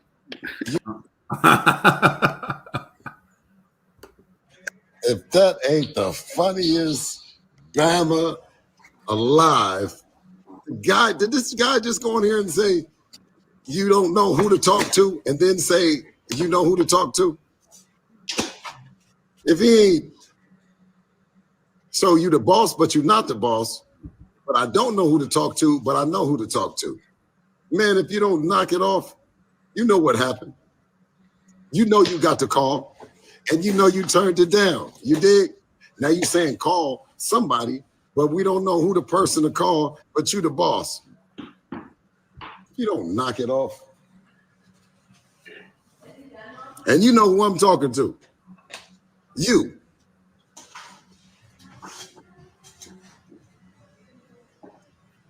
The ex-face of boxing. Don't listen to none of that propaganda that they're talking about, though. We talk about numbers, and we had an excellent event, great turnout. It always takes two to tango. Shout out to the Progress team. They put on a hell of a performance as well in the build-up. Unfortunately, they came up short, but came up short. But, man, little dude ain't coming over here. Little dude ain't coming over here. Got the call. You've been served. You've been put on notice. This is the Devin Haney era, and we're no longer being ambiguous. We're not talking in third person. Devin is the youngest boss in the game. And that's how this thing is going. And just hope that, you know what I mean, old boy comes to his senses. Offer still stands. 20 tickets. Bill Haney's a funny guy too, man. All right, G, what's your reaction, man, to this? Do you feel like Tank's ducking? We don't have that as a topic, right? Tank ducking? I don't think so. No, yeah. So, what's your reaction to that, man? You feel like Tank's ducking? You feel what do you make of all this? Well, yeah, I definitely think Tank is ducking, but I think they're gonna fight. I do think they're gonna fight. It's just Tank doesn't want to do it. You know what I mean? And this is what I don't like about boxing, man, because it's like we give certain people passes, man. It just bothers me, man. Like, I think he ducking straight up. But, if the argument is, oh, well, we want Devin to build his profile or something better or whatever, I'm like, damn, what else does a kid got to do? He already undisputed in your weight division. Now he going up to 140. You just fought at 140. So you can't say, like, yo, 140 is too big for you when you just fought, what's his name, Barrios in that division. So they could make it happen at 140. But I think Tank, and this, all right, the only thing I could give Tank, and I'm just being fair, because if we're saying Tank is a ducker, then we have to say Lomachenko's a ducker. And I'm not trying to hate on Lomachenko right now, but I done heard Lomachenko on multiple occasions say he can't go to 140. It's too big. He's staying at 135, right? So if we can let Lomachenko do that, then I think we got to do the same thing for Tank. The problem with Tank is it's like we gave Tank stardom and star power and all of this stuff. He doesn't have belts. He doesn't need any of that stuff, but he's like the face of the lightweight division, And so we're just waiting to see Tank fight somebody else with a name, like a Shakur, a Devin, like somebody that we believe will be competition for Tank. Even if you think Tank could beat him, we just want to see Tank in there with real competition. And so, Tank turning down this money, I'm not surprised, you know what I mean? But I think they're going to have to fight, because sooner or later, it's cool to fight nobodies. But after a while, even your fan base is going to start demanding that fight. So it's like the same way I am against like Canelo, it's the same thing that's going to happen with Tank. It's like, yo, people support you to a degree. Then after a while, it's like, yo, come on, bro. Like, you can't keep turning down real fights, fighting nobodies, and expecting us to support your pay-per-views, buy tickets to your fight and everything like that. It doesn't work like this, man. Sometimes you got to feed the streets. And if you don't want to be an actual champion in the ring, you got to be the people's champ. And the people's champ has to fight real competition. So I think Tank is ducking, but I do think the pressure from the boxing community is going to force him into a fight with Devin Haney. You know what I mean? So it's going to happen, man. So I'm not even mad at Bill Haney for keeping his foot on their neck. You know what I'm saying? Because sometimes you got to do that for these dudes to finally just go, all right, let's just do this. And salute for Eddie Hearn to also applying that pressure too, because Tank can't be doing this to us, yo. All right, Dollar Bill, you just sat down, man. What's your reaction to all this? I got a lot to say about this. And G, I'm not mad at you. I agree with a lot of things that you said in your take. This, what I said I was going to apologize for, right? I apologize for because I was kicking it, right? I was listening to Blue Magic the other day. I'm sitting in the whip listening to Blue Magic. Life is a 3-ring circus, and I was, thinking about my pops. And I remember something he used to always say to me. He used to always say to me, there's 3 sides to every story, right? You got his side, her side, and you got the truth. And the truth is more complicated in this situation than I led on to believe the last time. I made it seem, because I loved Devin's last performance. I thought it was amazing. And I also went on, like I've always said about Tank being a secondary champion and all that. I've always, and I still stand on that. But the other thing is I didn't give Tank the 3 sides to every story rule.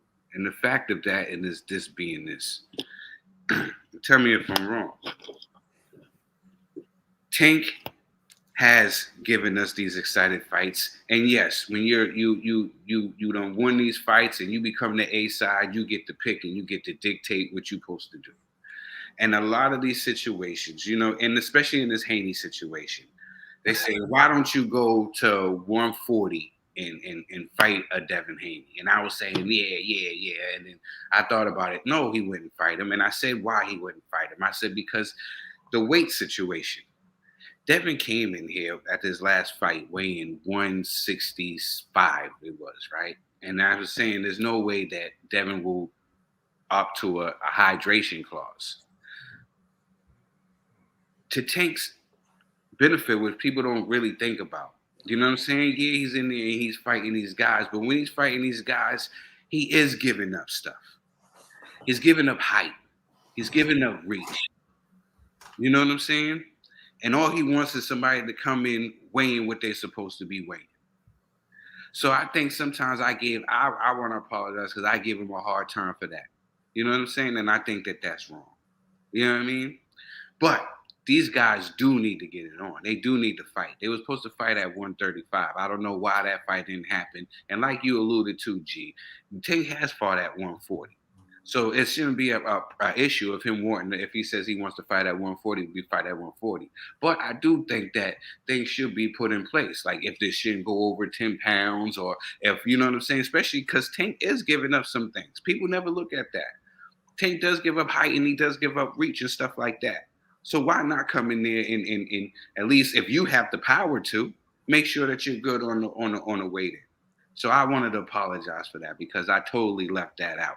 Now, where he confirms that Tank turned down 20, of course he did. I think that Tank and his people feel like they can make more doing elsewhere or whatever, and they negotiate with them. Tank just goes in there and fights.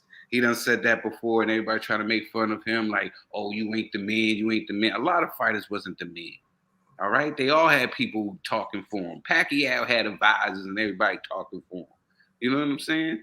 Like this, it happens. You know what I'm saying? Like, so if he's saying y'all can make them, he expects his team to make the better bag. You're not gonna just negotiate something with him online. That ain't how fights are made. You know what I'm saying? For him. You know what I'm saying? So he's saying, no, don't talk to me. You know who you need to talk to. Tank maybe is not the most articulate person there is. You know what I'm saying? So that hurts him sometimes. You know, I would just say to Tank, a lot of this stuff, I feel him. You know, he wants to fight the Shakur. I know he does. You know what I'm saying? But he wants to make sure that he gets, you know what I'm saying, a good look on his side.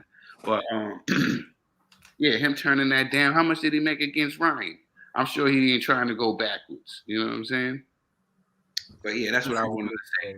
But I would love to see that fight. I think that fight needed to happen at 135, especially for the culture. You know what I'm saying? And I think that fight probably will happen. But I think maybe have some clause where, you know, like the IBF do it. You can't come in 10 pounds over or something like that. TBE? Yeah, I agree with Trell. It's like there's a lot of politics that go into boxing and things like that. But first I want to say, y'all names is crazy. I'm cracking up over here whenever a comic comes on the screen. But what I feel like Tank, I don't think Tank's ducking Haney. I think we done seen their sparring videos and things like that, and I know they have a familiar history with the show with all of us. We know they're not. Wouldn't say bad blood, but there was cool at one point where they were like training together and things like that. But for me, turning down 20 million, like I said, I think Tank deserves 40 because you know who's the A side in this fight. The man with the belts, the man with the fame. And honestly, that's neither here nor there. But this fight right here, it's just there's certain things you gotta take into account. Like, I'm not giving up my height, I'm not giving up my weight, I'm not giving up certain things when I'm the smaller fighter. If you want to fight me, you gotta come where I'm at. Because Devin, they could have fought at 135, but Devin chose to move up. You're not gonna call him out and tell him he gotta move up, he gotta do all of this. And it just doesn't make sense. What's up, G? Yo, you do know that Tank moved up also, though. So why did Tank fight at 140? Because it was easy. It was easy kill. But Okay. Tank, and you said Tank. Yeah, hold it. You sitting here saying Tank fought nobody. He fought Ryan Garcia. He fought Pitbull Cruz. He fought many names. But we're gonna discredit Tank's wins just because your man hold the belts? Nah, yeah. Why your man move up? Because he had to. He had to. He couldn't defend his belt at the division he's at already. Bruh, 135. You know what 135 is, bruh? 135 pounds like one of your legs, bro. Piece of paper. Like, what are we talking about here, dog? You think a growing man? That kid's not a boy anymore. He's a growing man. So we're not going to short shame, G. We're not going to short shame just because my man can't grow. No, you're not. I'm not talking about Tank. I'm talking about Devin. I know. Just because my man can't grow. So G, we got the weight topic, right? Yeah. The weight bully one. I think that's next. Actually, hold on. Yeah, all right, cool. Yeah, that's next. All right. Go ahead, Dad. My bad. Yeah, I jumped the gun. My bad. You jumped the gun, but yo, it's a lot that plays in like I said. Trill made it clear. Like I wasn't even thinking those aspects that affect a fighter in a fight. When it comes to like certain like yo, sometimes like I could gain 5 pounds, I'd be like, yo, I don't feel good, and I lose 5 pounds, I feel amazing.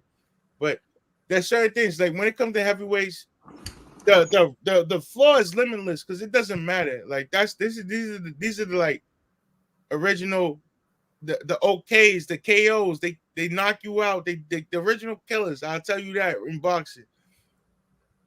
But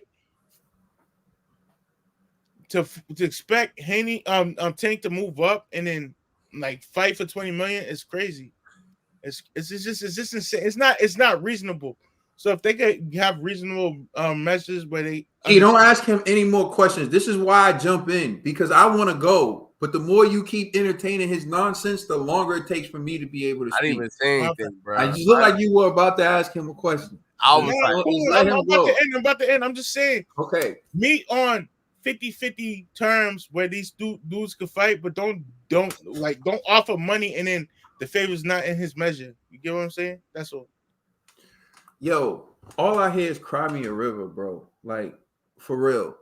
Someone always has a disadvantage in boxing. Tank is giving up height and reach. So did Mike Tyson. And Mike Tyson did it in a division where the hardest punches, where people really can get sparked out, concussions, everything. Mike Tyson was 5'8", fighting dudes who were 6'5", 6'6", sometimes outweighing him by 30 pounds. And so I was once told that weight classes exist for a reason, so I looked it up. You know, weight classes are completely arbitrary. They just decide based on, there's no real science behind it. That's why they're just making up the Bridger division now. Now they want to make up a 224-pound division for heavyweights. They just make this crap up. They just make up 2-minute rounds for women and then decide they don't want women to fight 3-minute rounds. So when you have these smaller fighters, all of a sudden we need a 118-pound division. We need a 122-pound division. We need a 126-pound division. We need a 130-pound division. And all of a sudden, these 4 pounds and these 2 pounds all make sense. Come on, bro. It's cap. So Tank is going to give up some weight. Everyone does. Deontay Wilder does it. Nobody cares. We all clown Deontay Wilder for getting knocked out by Tyson Fury. Tyson Fury outweighed Wilder by about 50 pounds. And he was about 1 inch or 2 taller than Wilder. Nobody cares about that. All of a sudden, when it comes to Gervonta Tank Davis, we just want it to be fair. Canelo moves up in weight, fights Dmitry Bivol.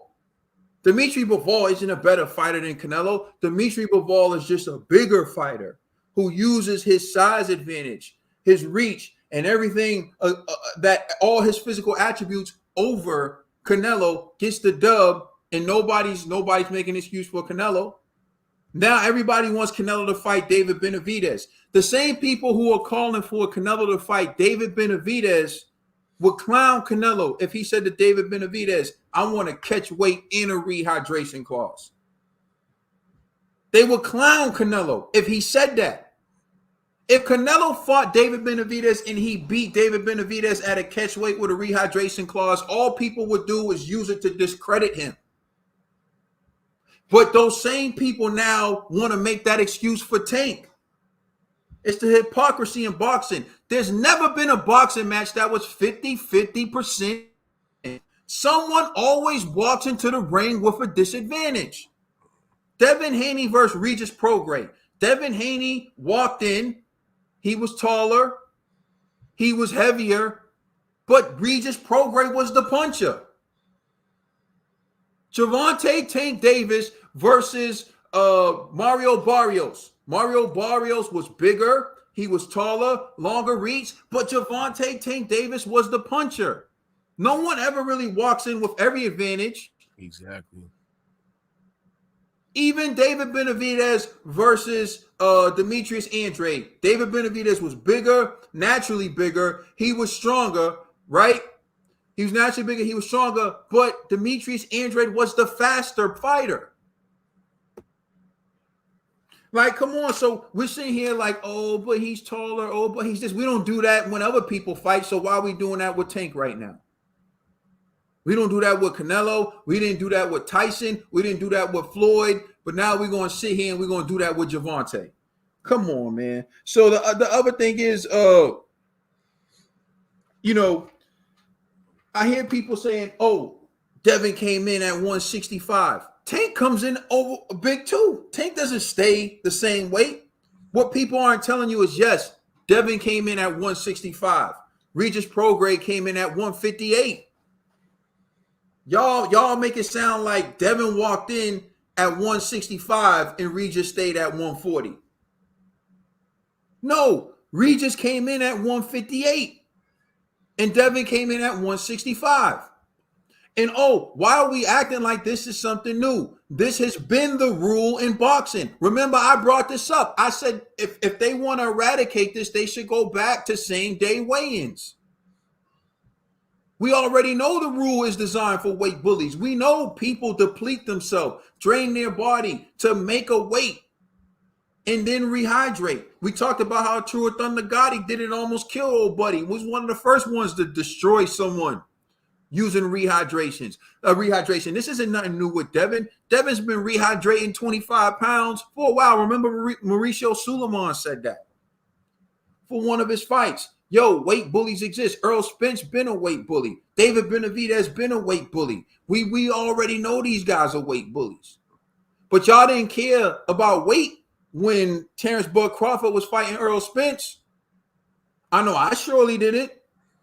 I didn't care about what Terrence Crawford was weighing. I didn't care who was taller. I didn't care who had the longer reach. I just wanted to see the fight. Now, all of a sudden, everybody cares about all the dimensions of the fighters, and everybody cares about, you know, this and that. So to me, what we're doing is we're moving the goal. We're changing the standard. And all it sounds like Gervonta Tank Davis protection. If Iron Mike Tyson sat next to David Benavidez, bro, hugged David Benavidez, and all I kept thinking is, wow, look at how much smaller Mike Tyson is than David Benavidez. Look how short Mike Tyson is. That's a fact. And Mike Tyson never got an excuse. I'm saying, like, we talk about like the lower weight divisions, yo, I've never seen people argue over 5 to 10 pounds so much in my life. You know what I mean? Like, it's just crazy to me. Us arguing about height. Like he's the only one. Even Alexander Usyk is about to fight Tyson Fury. Let's talk about that fight. How much more do you think Tyson Fury is going to weigh than Alexander Usyk on fight night? You already see he's taller than Usyk. Does he have every advantage? No. It's never equal. Someone's always fighting at a disadvantage. So when I hear all this talk, it's just crazy to me. It just seems like even if people start wanting to talk about Devin and getting, yo, the physical attributes are the physical attributes. There's a benefit to being short. Mike Tyson showed you. You can get leverage in your punches, particularly your uppercuts and your hooks. That's what Mike Tyson used to knock out his opponents. That's what Gervonta Tank Davis uses to knock out his opponents. When you see Gervonta Tank Davis knock out Leo Santa Cruz with an uppercut, how you think he got that? It was based on the fact that Leo Santa Cruz is tall, he was short, and he was able to get that type of leverage in an uppercut to knock out Leo Santa Cruz. When you see Gervonta Tank Davis knock out Ryan Garcia, the taller fighter, with a vicious body shot, how do you think he was able to land that body shot? He was able to get the leverage on the hook to the ribs based on the fact that he was shorter. He used his height to his advantage. That's what it is. If you're the taller fighter, you use your reach. You try to use your jab. You use your physical attributes to your advantage. What the hell are we talking about? That's why Canelo took Callum Smith to school, using his height, using his leverage. And that's exactly what Canelo would do to David Benavidez. Yo, the best fighters in the world use their physical attributes to their advantage. Being the smaller fighter has an advantage if you know how to use it. Word to Usyk. That's all I'm saying. So Oh, Ned got a question. Go ahead, Ned. Yo, no, because I was gonna say, I don't want. It's not. It sounds contradictory in my sense because it's like when Mike Tyson got bigger, he got slower, and he would lose to bigger fighters. But all I'm saying is, I don't want Tank to go up and he gets bigger and it's not beneficial to his fighting style. But I am a promoter of bigorexia because Canelo going to heavyweight. Yo, shut the. Oh my God, yo. All right, yo, but hold on. I just want to say one correction for Ned. The reason why I was so confused by what you were saying about the 40 million, I'm like, where you getting these numbers from? Like, for them, for Tank even being offered 20 million is a great thing. Remember, Tank got 10 million to fight Ryan Garcia, and Ryan got 10. Oh, okay. And Ryan was like a way huger name than Devin. So the fact that he's getting offered double, that's like a great fight. You talking about he won 4? Like 40 million? Throwing numbers. Where's the money coming from? You know what I'm saying? Like, that's what I was like, what are you talking about? That's just me throwing numbers at the poop shoot, but I'm just saying. I know. Right. Yeah. I hear everything you were saying, bro, and I agree with you as far as with the heavyweight division. But we all know Tank is not getting in there with no Devin unless there's a rehydration cause. Hold on, yeah. Ocho, don't jump the gun.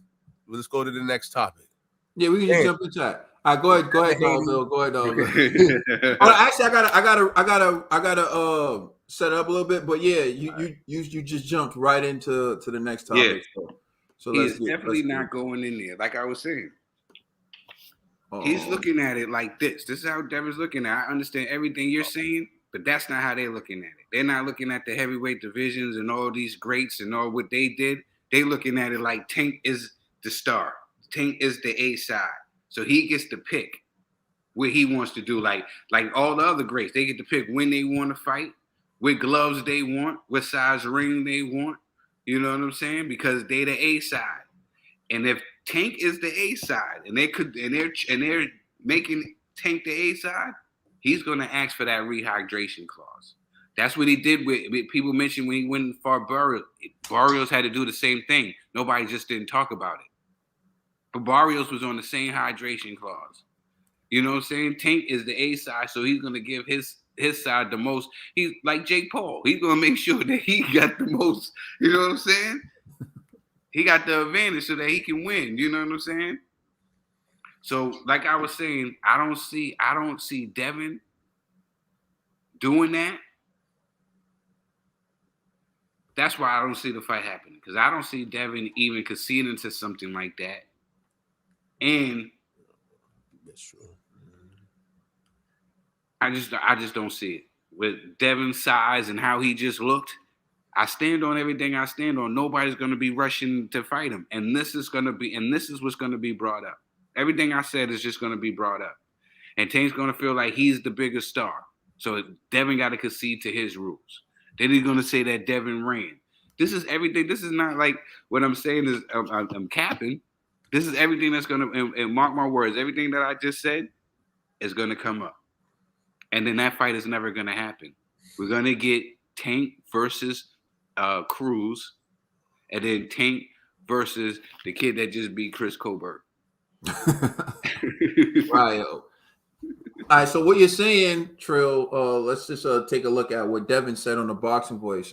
Devin Haney has confirmed that he will not consider any catch weight or rehydration clause for Gervonta Davis fight. I'm not doing no catch weight. I'm not doing no rehydration clause. I'm the champion at 140. We're doing throwback boxing, the best fight the best, where I'm 100%, he's 100%, and may the best man win. No excuses. So that's what. We don't do throwback boxing no more. This is not old boxing no more. Y'all had to tell me this. This ain't old throwback boxing. Get with the times, Trill. That's what y'all told me. Get with the times, Trill. You know what I'm saying? You stuck in La La Land. This is the new boxing, and this is the new way of it's going.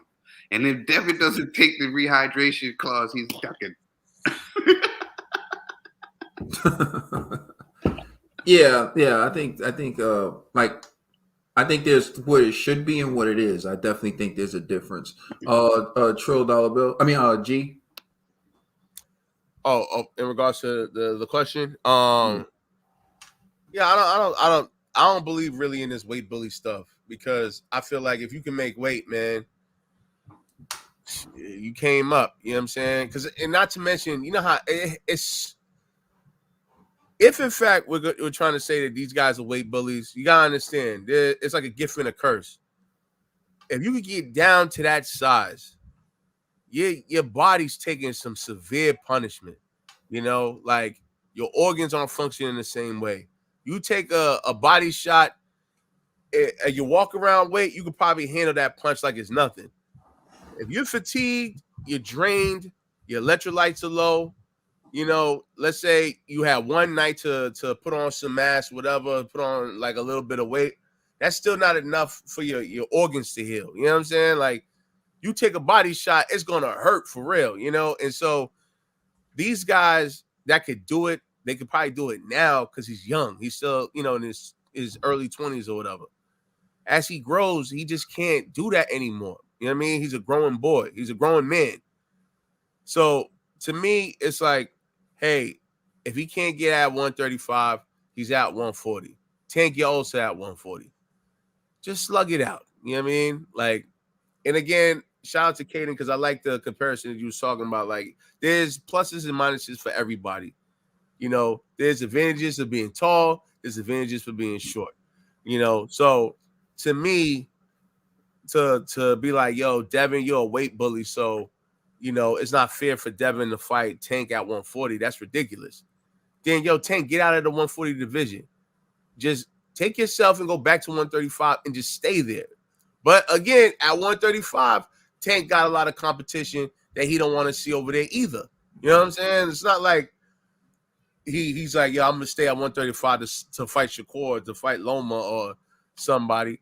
He not doing that. He at 140. He's not fighting Devin. He's not fighting Teofimo.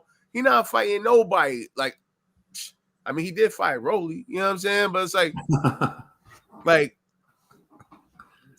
yo, man, I just feel like this weight bully talk is like, it's kind of weird to me. Just like last night when with the two little guys, when they were talking about, he's like, yo, now that I'm at 112, I want to move up to 115. I started dying. I'm like, what the hell is 3 pounds? Uh-huh. You know what I'm saying? To me, no scientific reason for why they made it only 3 pounds. Yeah, just strictly arbitrary purposes to have more sanctioning bodies, more money, more whatever. There's no real scientific evidence that you need a 112 in a 115-pound division, right, bro. then a 118-pound division, then a 120 division, then a 126 division. And then, oh, by the way, once you get to over 200 pounds, just let them all fight each other. There's no, it's ridiculous. Yeah, there's really no real logic, no science behind it. We just, hey, man, yo, we just trying to put people, and I get it, try to make it as safe as possible, but 112 to 115 to me is not that serious. Just like 135 to 140 is not that serious to me. And then they call it a different weight division champion. 112, 115, 118, 3 weight division champion. Come on. Like, you see, that's what I like about the heavyweight division. We don't have these little man problems. You know what I'm saying? It's like, yo,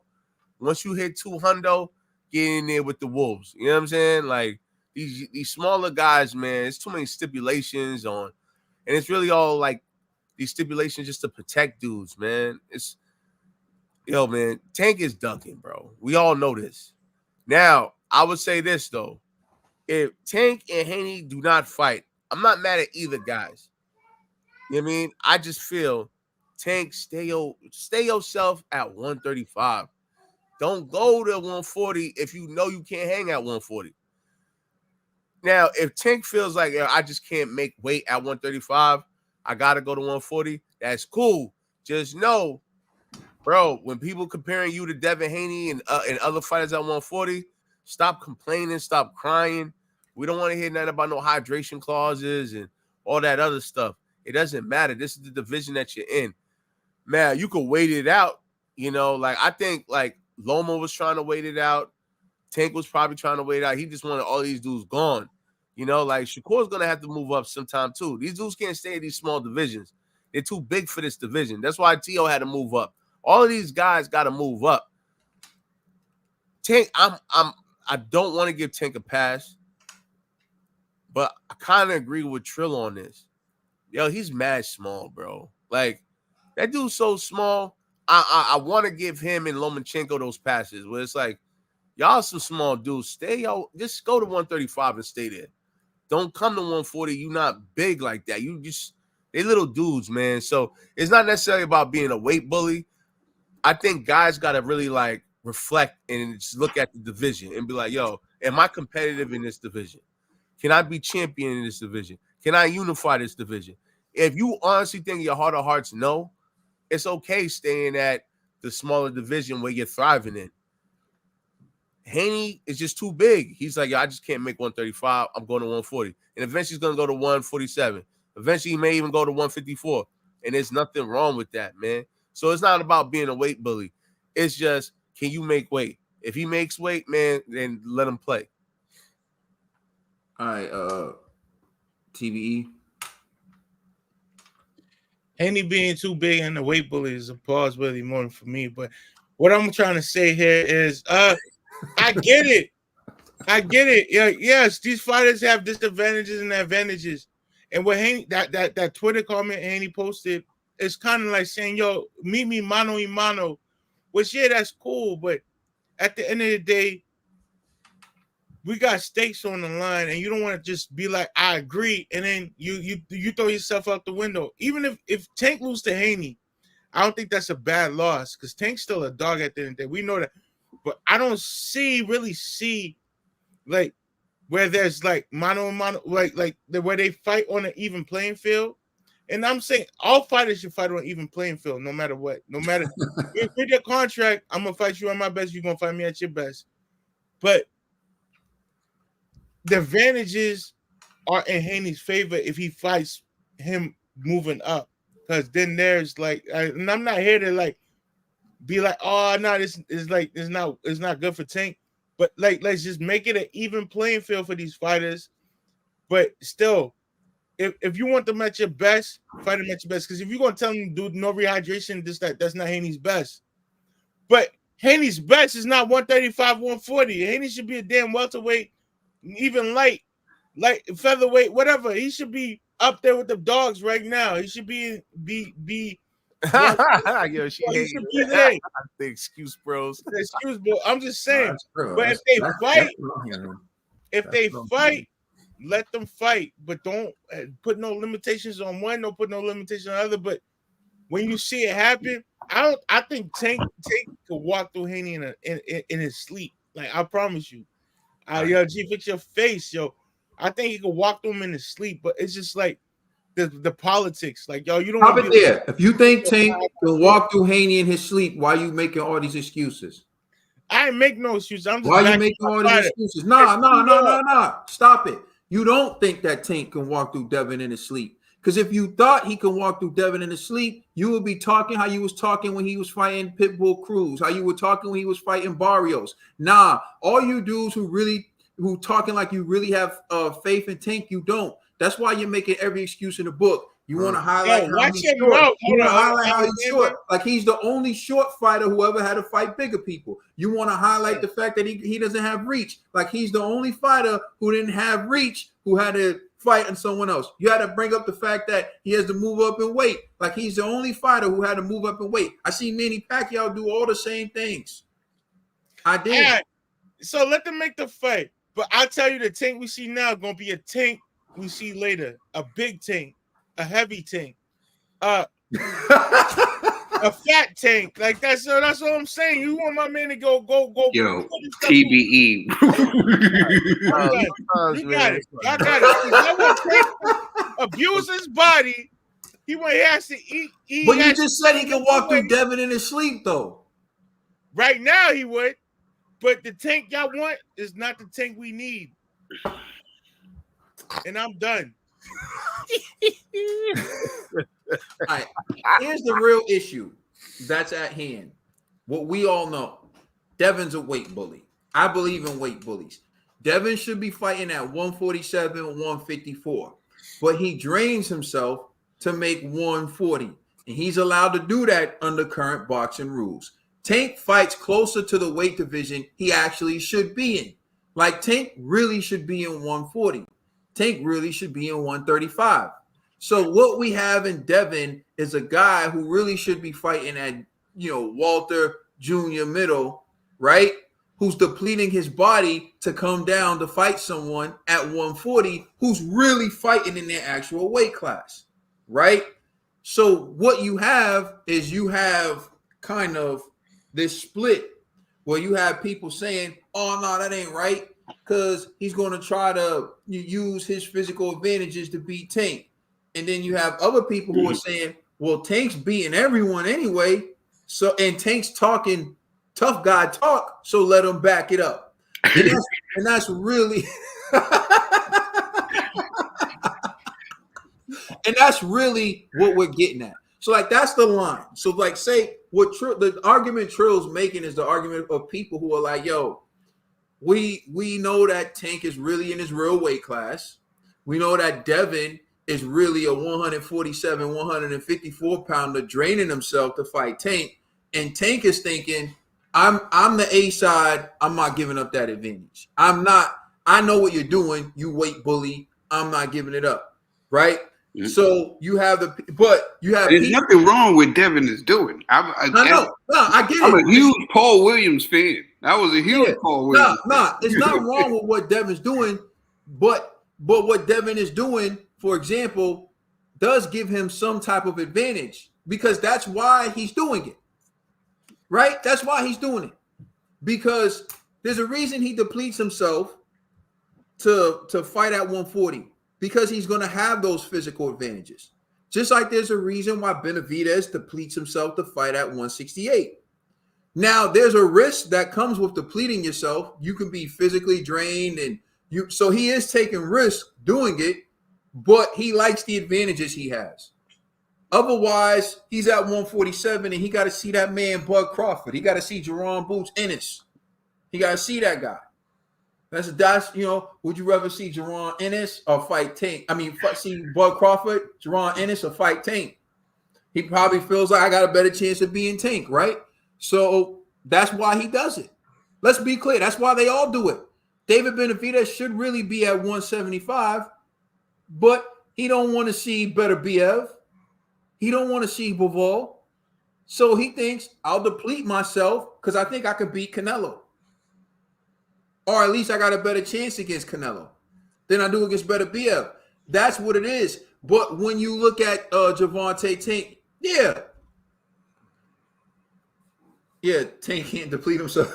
I don't know if Tank had discipline. I don't think Tank got the discipline like that. Yeah. But I definitely know that Tank is fighting more around his weight class than Devin Haney is, certainly. Right? Go ahead, G. All right.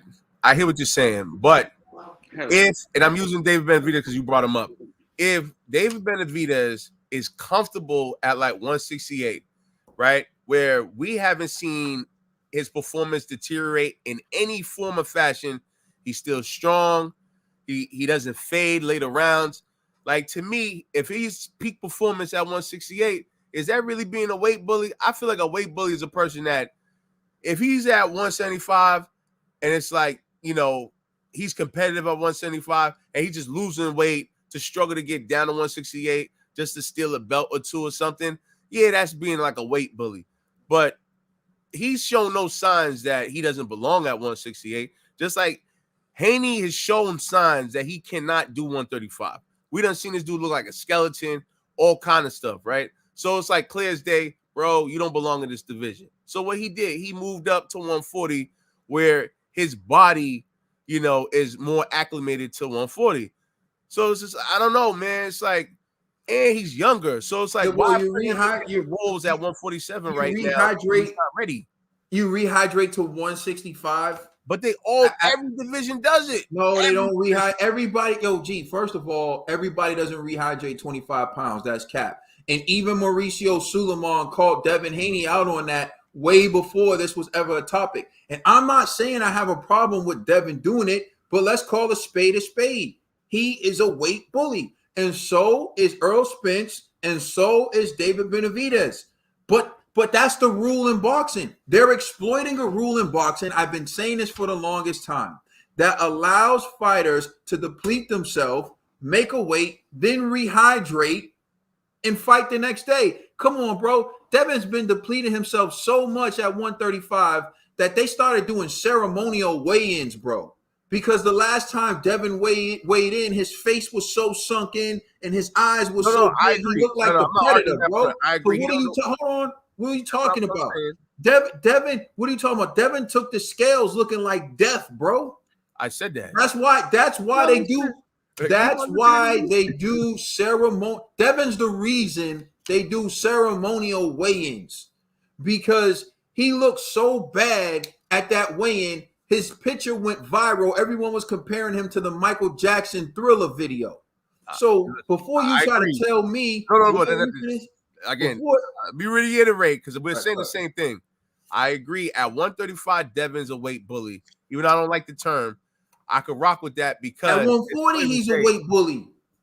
Man, at 140 he's a weight bully. Gee, how do you put on 25 pounds?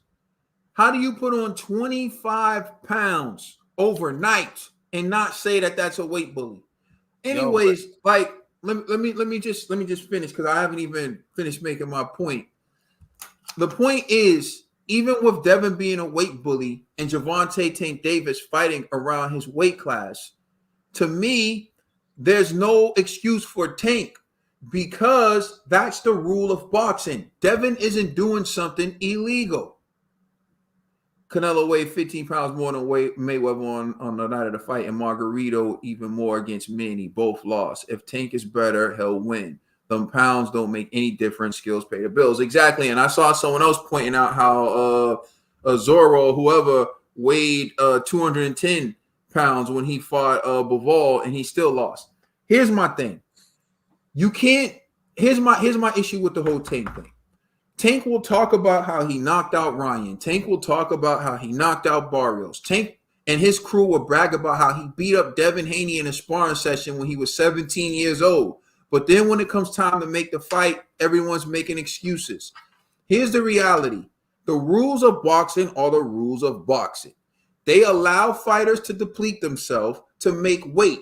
So the reality is, as long as Devin steps on that scale and he weighs 140, if the night of the fight he weighs 175, it doesn't matter, because boxing doesn't have a rule against it. Now, if boxing had a rule that said you can't rehydrate past a certain weight, then Devin would be in violation. But that's not what they have.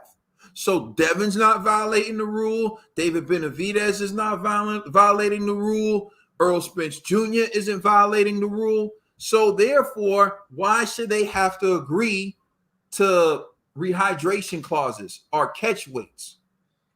And I'm going to tell you why people want them to do that. If I deplete my body to make a weight and I'm not allowed to fully rehydrate, I'm not entering the ring at 100%. Mm-hmm. And everyone knows that. That's why you want the rehydration clause, because you're saying, okay, kill yourself to make weight, and now I'm not going to allow you to fully rehydrate. So if you ever played Boxing Bros, and it's like if you ever played Fight Night, and you see, like, when you train, if you overtrain and you don't get enough rest and you don't get enough rehydration in the game, your power gauge will never be able to reach 100. You'll start with it on like 70. Mm-hmm. That's what rehydration is for a fighter who depleted themselves, and then they get to put the nutrients, and they get to still won't be 100%, but maybe you'll enter the ring at about 85, 80, right? Mm-hmm. But if you don't allow them to fully rehydrate, now they enter in the ring and they can't tap into their reserves. And that's what this is about. It's not about anything other than physical and competitive advantage. So the physical advantage is, are you against that though? Like, that kind of makes sense. I personally think there should be a weight limit on how much you can rehydrate. I've said it before. I think it should be like 10, 15 pounds max. But if you're rehydrating like 25 pounds, go to the next weight class. Like, that's how I feel. So I do understand when people say, like, Devin's a weight bully. I think he's a weight bully. But here's the issue. He's not violating any rules. The rules of boxing allow for him to weigh in at 140. As long as he weighs in at 140, he can rehydrate to 165. And he's not violating any rules. Go ahead, G. Question. So if Devin is a weight bully, if Tank decides I don't want to fight him, will you give Tank the pass? No, if he's at 140, he should fight Devin. If Tank's at 140 and Devin's at 140, and they should fight. Even if though he's a weight bully. As long as they weigh in, the rules of boxing say, as long as Devin weighs in at 140 the day before the fight, he can fight at that weight. I get that. I'm asking you personally. Your So personal. what I personally think, I Yeah, think that they should change the rules of boxing. And to me, there should be a cap on how much you can rehydrate. Just not on some Gervonta Tank Davis versus Devin, on everybody versus everybody. But because that's not the way boxing has been doing it, I'm not going to give Tank a pass for not fighting Devin. That's what I'm saying.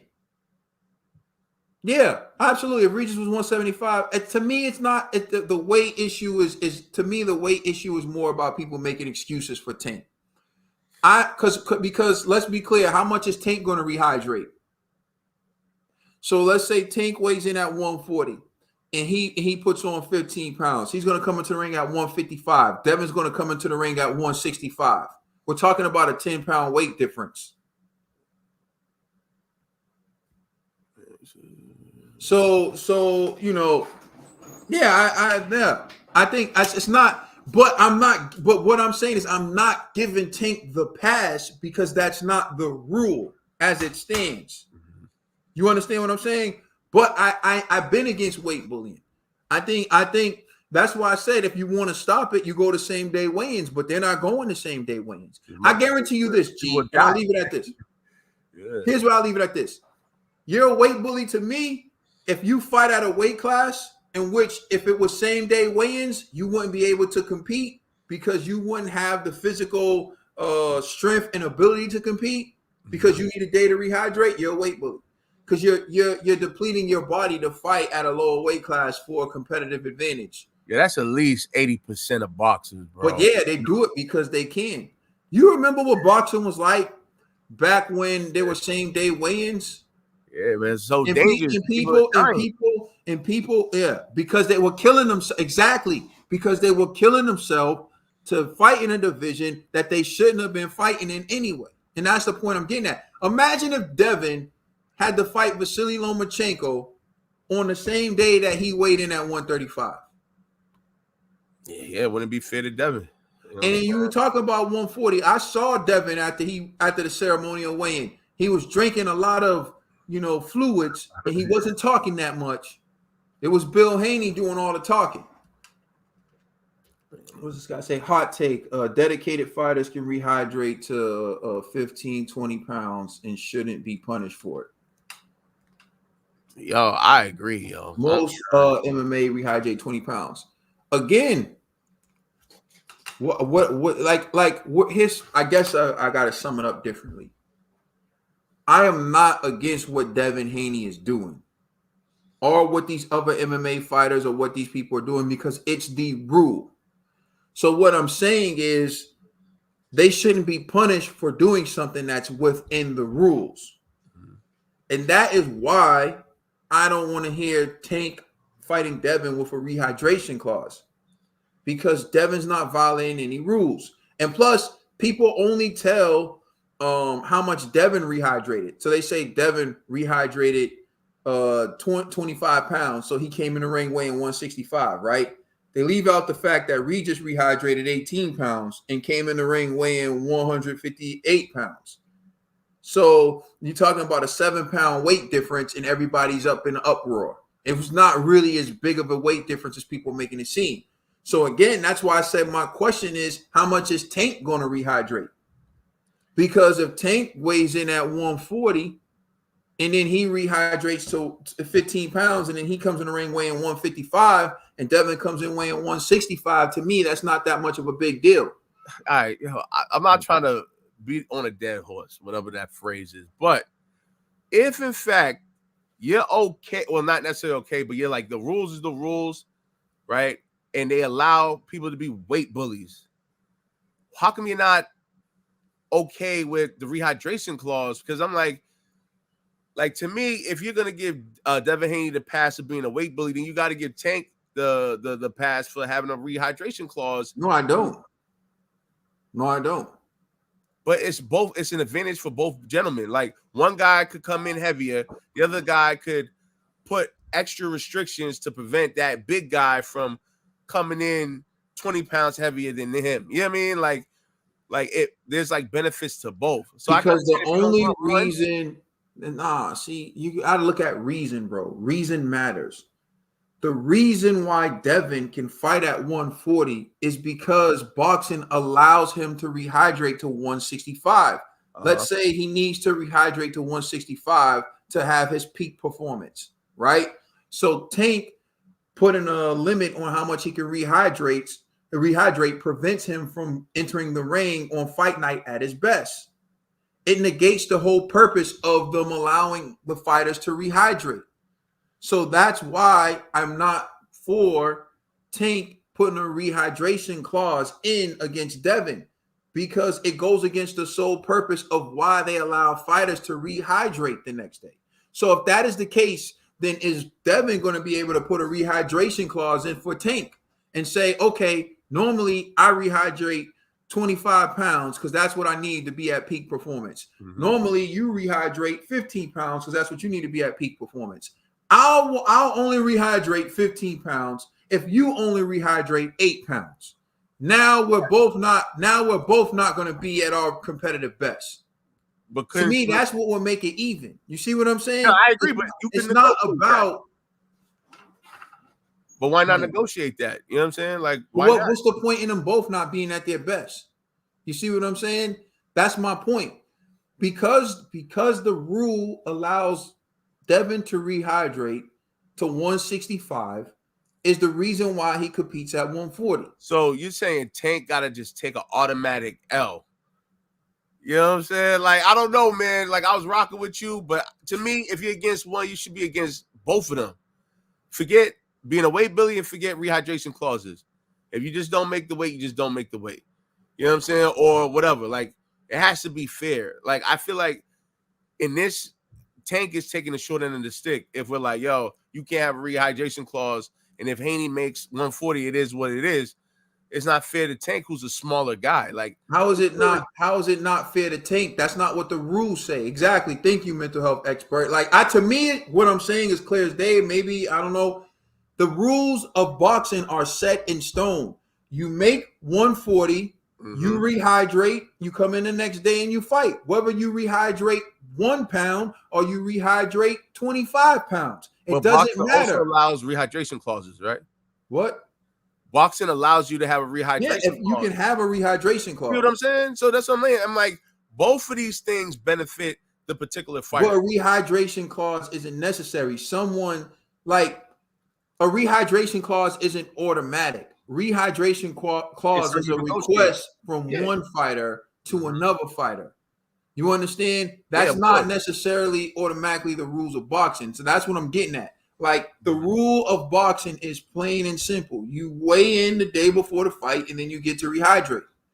That's it. So Tank looking for so my point is Tank requesting a rehydration clause is him looking for a competitive advantage. He's essentially saying to Devin, if you weigh in at 165, right, then you're gonna be you're basically gonna be too good for me. That's what it sounds like to me. You're basically gonna be so that's why I need you to come in weighing around 150. And what Devin's gonna be saying is, so you don't want me to be at my best. And Tank's gonna be like, well, I'm too small. Yeah, we might never see these dudes fight then. You know what I'm saying? I hear what you're saying, man. I was just posing the question, man. One fighter has longer arms, or KO power, or taller, or so on. Yeah, that's what I'm saying. It's always a competitive disadvantage. At the end of the day, my thing is this. The rules of boxing are the rules of boxing. If Tank is the dude who they say he is. Let's see him fight someone without, like, for example, he fought Ryan Garcia. There was a rehydration clause. He knocks out Ryan. Now, Ryan's sitting around saying, I wasn't the best. Fight me with no rehydration clause. And they get to say, oh, no, we already beat you. And Ryan's saying, fight me with no rehydration clause. Mario Barrios, Trill said there was a rehydration clause. Look at what Mario Barrios is doing without a rehydration clause. Look at what he's done since the tank fight. He's looking good. Yeah. So imagine Mario Barrios says, yo, the rehydration clause is what killed me. Now you got Devin. Devin's sitting around. Now you got Devin. Devin's like, yo, nah, fight me on the up and up. Because what I keep trying to tell you is these guys who are depleting themselves to make a weight to fight Tank, like Mario Barrios depleted himself to make 140 to fight Tank, right? Mm-hmm. And then he was beating Tank. Then he got hit with a punch and he got knocked out. Because why? He didn't have, and I'm not taking none away from Tank. But what I'm saying is, if you're gonna go to 140, go to 140 then. Don't go to 140 and be like, yo, catch weights and rehydration clauses. Because like I've been saying, we agree. Yeah, that's 100. Yeah. You mean like that's what I'm saying. It's the same with Benavidez. Do I think Benavidez is a weight bully? Yeah. Do I think Errol Spence is a weight bully? Yeah. But I also think the weight bullying is what cost Errol Spence in the Terrence Bud Crawford fight. Like when you watch Errol Spence fight Terrence Crawford and you see how sluggish I think he stayed at the weight class too long. But I'm not taking that away from Bud because that's not Bud's problem. I mean, it could have been 2 accidents, but I hear you. All right. Now we beat this down. You know what I mean? Pause. You know what I mean? So, y'all ready for the next topic? Yeah, let's get it. Oh, man. We kind of already covered this, yo. Should Tank versus Haney be at a catch weight with rehydration? I think we should skip it. Yeah, we can skip it. Yeah, we already. Your homegirl, Ned's Boo, got dropped by a man this morning. What's on? All right, yeah, all excited. What's going on? Yeah, we don't want to show the video of Claressa getting dropped because we don't want her to block us. Respect women on the channel. Although Trill says she already blocked us, so I don't know. You know what I mean? Salute Nigeria in the building. But Claressa was dropped by a male in sparring, Otto something who's like 6-1, got knocked out by Rolly and never stepped in the ring again. After the footage was revealed, Claressa went on social media saying that they took padding out of the gloves to beat her in sparring. She said she went to the car to get a knife to cut the trainer Derek Santos for taking the padding out of the gloves. Claressa said that at Rolly reposted the knockdown, and Rolly said that, he's glad he knocked the dude out for Claressa. And Claressa went in on Rolly and said, Rolly, she'll beat him up if she catches him in the Mayweather boxing club. And she got smoke with Rolly. So Ned the TBE, since Claressa's your boo thing, man, and it's all out there that she got dropped by a man in sparring. What's your reaction to that? I'm gonna tell my shorty pump her brakes, man. It's like you bit up more than you could chew. And at this point, like I ain't know this footage exists, but when I saw it, it hurt my heart.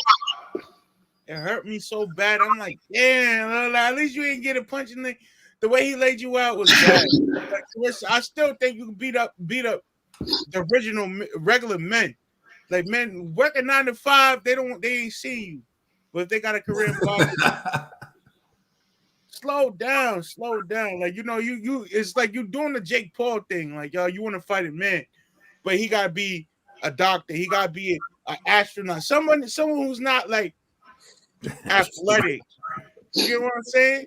But Claressa, like, slow it down. Like, there's levels to this, and there's I don't want to sound sexist or anything like that, but Claressa, I love you, and I root for you. You can be elite in your sport, but come on now, like, don't sit here and think you can take on Goliath. That's all. Don't be delusional. All right, Dollar Bill, you. Yo, man, I just wanted to say, man, she gotta apologize to my man Rolly. Because all my man Rolly was trying to say, it ain't fair. I guess the rumor was dude didn't have no padding in his glove or some crap like that. And he went in there, he dropped her. And Rolly was like, that's why I knocked him out. Shouldn't be putting his hands on a lady. And she took it the wrong way. She took it like, oh, I'll beat you up too. You know what I'm saying? Like that was wild. Ain't nobody scared of rollies.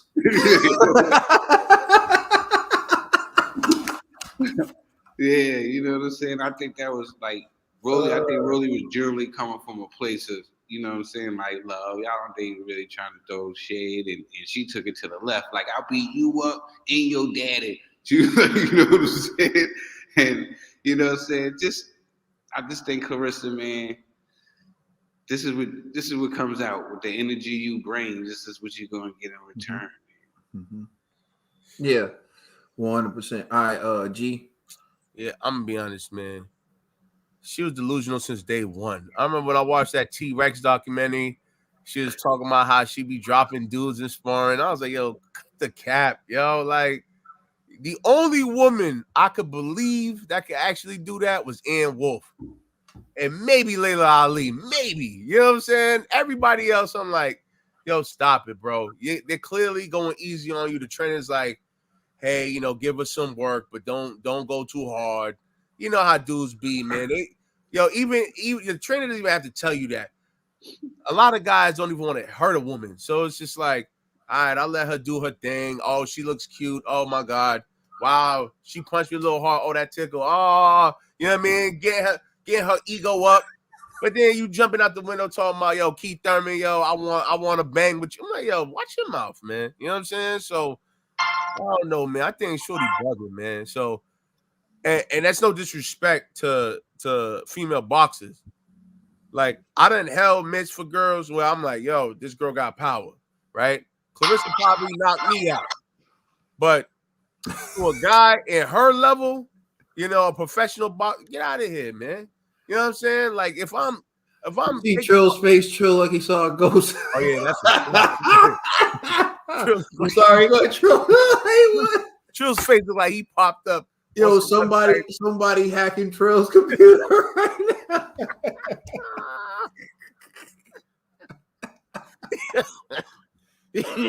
Yo, his face was wilding.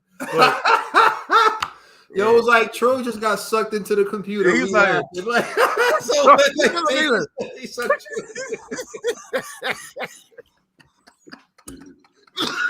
yo, you good over there, bro?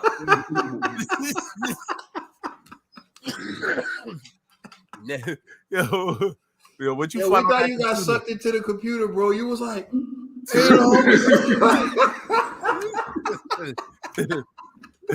yo, Trill went to the sunken space, dog. Yo, something wild happened. I couldn't see y'all or nothing. Something wild happened on my screen. I was like, oh. Go ahead, G. But yeah, it's just, yo, man, men are just stronger, bro. It is what it is, man. So it's like, it's even watching that video, it's nothing to be ashamed about. Like, okay, you got dropped in sparring. Grown men get dropped in sparring. Who cares? You know what I'm saying? Like, I don't understand what's the big deal. Like, it's like maybe, and I understand maybe because she probably feels like she has to put women's boxing on her back. And because of that, she has to have this persona like, yo, I'm indestructible. You know what I mean? Like, no one could drop me. No one could do this. Nobody could do that. But it's like, yo, come on, man. Like, it's okay, dog. Like, I'm being honest. Desiree Cruz, her performance was garbage.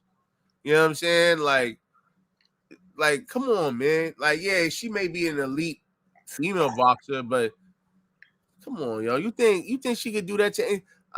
I'm pretty sure Tank could drop one of them girls at that weight class. You know what I mean? So, and there's nothing wrong with that. We're just I had to take a rehydration clause with Tank. Yeah, watch your mouth. Definitely Claressa. Definitely Claressa. Yo, man, you know what I'm saying? But I'm just saying, man, like, shout out to Claressa, man. I think she goes too, like, sometimes people just gotta take a step back and reflect and just relax. Take a deep breath. It ain't that serious. Phil, you about to say something? Oh no, I don't even know if I can say this. Oh God. No, because I was just saying, like, maybe she. All right, damn, there's a cleaner way I can say it. I don't even want no parts of what he's about to say. Maybe she. I don't know. Maybe she feels like. Nah, I'm not gonna go. Slimy. Let's just slime. Look at this comment. Marcus Brown and Bivol and Mayweather would have hit him for real. That's nice. Yo, don't forget Dana White. Allegedly. And Kovalev, you know what I'm saying? Ray Rice. Yo, these dudes is different. You know what I'm saying? Throwing it out there. He had I ain't gonna say it. I'm gonna try to run through this quickly, yo, because it's crazy to me. All right, yo. At first, I heard a video Claressa got dropped by a man in sparring. I saw it. I'm thinking, yo, who cares, bro? Like, you lame for even posting that. Like, yo, you happy you dropped Claressa, dog? Like for real. So at first, that's what I was thinking. Then about 20 minutes later, I checked online and Claressa was going off. Oh, and they took off the padding out the gloves. I went to my car to get my knife and rollies. And then she started threatening Rolly. And when it's on, I see you or whatever, right? Then I started feeling a little differently.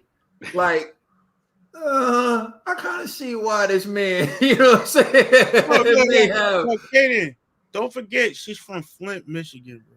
So what does that mean? The water was bad. That's why she got dropped. Water caused some damage. That's why I was real. That's not show her grace. Nah, initially though, right? I think most people who saw that were thinking, big deal. This dude's happy he dropped a girl. He's happy he dropped Claressa. She made everyone else change their mind.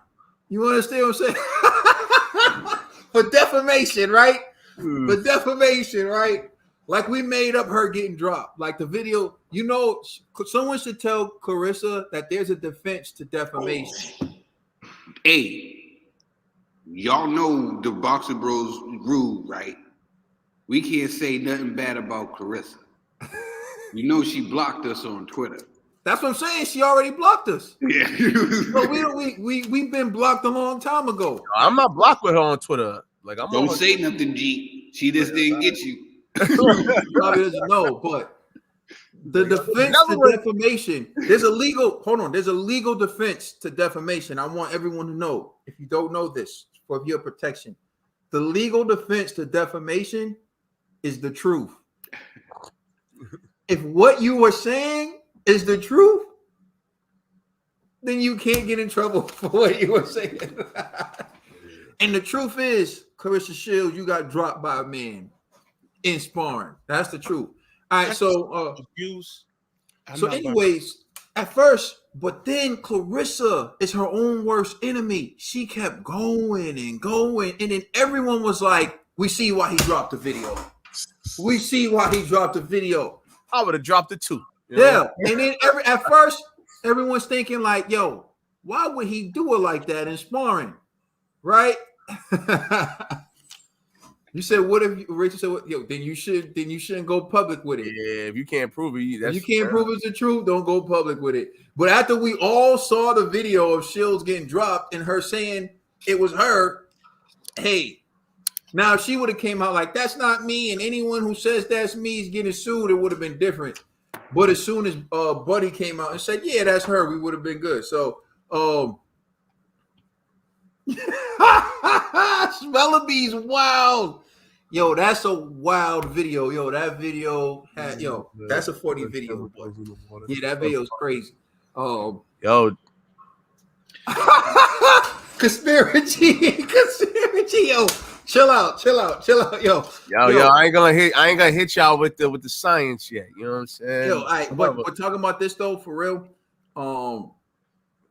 I also think she overreacted to Rolly. She said Rolly DM'd her like, see how I got him for you, and you still be hating on me. And she was like, Rolly, whatever. You know, they say you can't really get someone's tone in text. I think she missed Rolly's tone. I think Rolly was joking like, yo, I knocked him out for you and you still hate on me. Like joking. And she just like Rolly may have been trying to flirt. You never know. And Yo, she Rolly, just hold on. Rolly, she just went crazy with it. Like Rolly, and then because Rolly, here's why I don't think Rolly was coming from a place. Because as soon as she got mad at Rolly, he just responded, I apologize. Like I wasn't trying to, you know what I mean? He's something like that. I'm like, dang, Shields, you can't even laugh. You can't even joke. You can't nothing. It's like, it's on sight when I see you, Rollies. You know what I mean? Like, what do you think Rolly want to smoke with you? Rolly don't want to smoke with you. Well, I Rolly think wants she smoke wanted a with guy. me. She wanted to be a guy so bad. Rolly wants smoke with me. It Yo, must be Rolly, the don't water. ever do that again in your life, yo. Because Yo, I Ned, got Claressa. watch your I mouth. take Anyways, that. all I can say moving on from this is if Shields would have just been like, hey, it's sparring, I got dropped, I got back up and finished strong like a true champion, everyone would have been on that dude like, yo, you corny, why you releasing this footage from 5 years ago? She, you know what I mean? You're irrelevant, blah, blah, blah. She really went crazy and validated and vindicated this dude for releasing the video. Because now everyone's like, yo, I can imagine Spawn Claressa going light on her and then she's talking so much trash. Like, you hit like a beat. Hey, I'm going to my car. Anyways, I'm done with because I just want to say it's like Claressa is a very talented female fighter. I don't want to be. She should embrace that. She should run with that. She doesn't need to beat the men. Serena Williams made more money than a lot of male tennis players did in their whole entire career, and she knew she couldn't beat the men. And she acknowledged that. And people still call her the GOAT. You understand? You don't have to, it doesn't always have to be that way. But for some people, you know, I guess it is. All right. That's a fact, man. All right, next up, Alicia Bumgarner wants to fight Claressa Shields. Oh, you said what? Is it for real? Bro, you didn't see the Twitter war? They had a whole Twitter war. I didn't put it up there, but basically, is it real? You know, last time they tried it, it seemed mad fake. So I don't know. It seems more real. Oh, all right. Yo, I also think we should skip this one though. Yeah, I think we should go for it. Go ahead, Ned. You got the only. Go ahead. You the only one. Go ahead. Yo, this is the battle of the sexies. You feel me, yo? You got Claressa, you got Alicia. What more? Yo, G, fix your face. It's the battle of the sexies, like, but go ahead. Sexies. Like, come on, these are the women of boxing, yo. They putting on. And I know Claressa gonna dog walk her. Yeah, you know me. You know how I do, y'all. Claressa watching. But yo. Yo. Facts. Yeah. I'm good. One. You know me? Yo, like, wait, put that back up, True. Did you see like, that? Yo, what True? See that? Come on, yo, stop it, Warren. Like, come on, yo.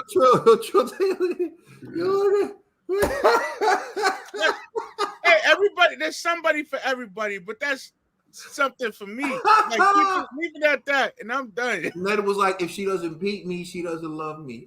And that was your segment towards this topic.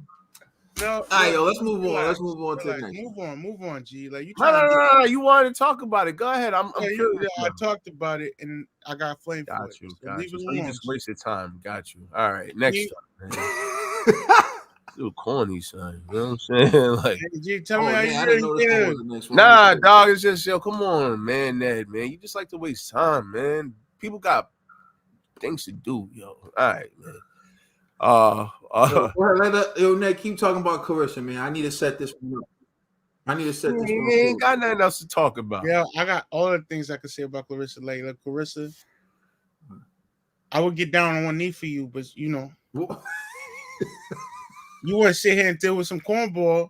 It's cool. Yeah, G, get on camera because it's about me and her. You know what? I ain't gonna bring up Alicia because I know you're gonna dog walk her. You're gonna take care of that. You're gonna handle your business. But yeah, you know what it is. Well, at the end of the day, you know where my heart stay. I'm done. All right. Thank you, Ned. We appreciate it. Gee, why you mad today, dog? Relax. Yo, it's just you Oh my God, yo. Yo, G, dog. Yo, I just realized, dog. Yo, did you remove the David Benavidez joint, dog? What you talking about? You know what I'm talking about. Morrell, David Benavidez topic. Did you remove that? Oh snap! Hold on. Oh, yo, that's this weird G thinks he's slick, dog. Hold Yo, on. oh. Nah, bro, you didn't have it. I see how you trying to do it, yo. G, you funny, dog. Yo, you really that scared of David Morrell, bro? Yo, Kaden, don't play me now. You know, Yo, I could show my screen. Remove that topic, bro. I could show my screen. You never gave me that topic. Yo, bro, I gave you that topic, bro. Yo, you want me to really do this right now, man? No, you don't have to. It's cool. You know what I'm saying? Like, bro, you didn't send it to me. We can do it, yo. I'm looking at the topic. Bro, in fact, you were the one who came up with it. I did. I just didn't put it. But okay, then. Exactly. All right. Hold on. Right? You were saying, yo. That's next. We're gonna do that next. You know, thank you. That's all I'm saying. Relax. We did discuss that being a topic, correct? Yeah. All right, thank you. Yo, you funny, G. Don't put me on blast out here in these streets, man. Yo, you funny, G. Yo, you a funny dude, G.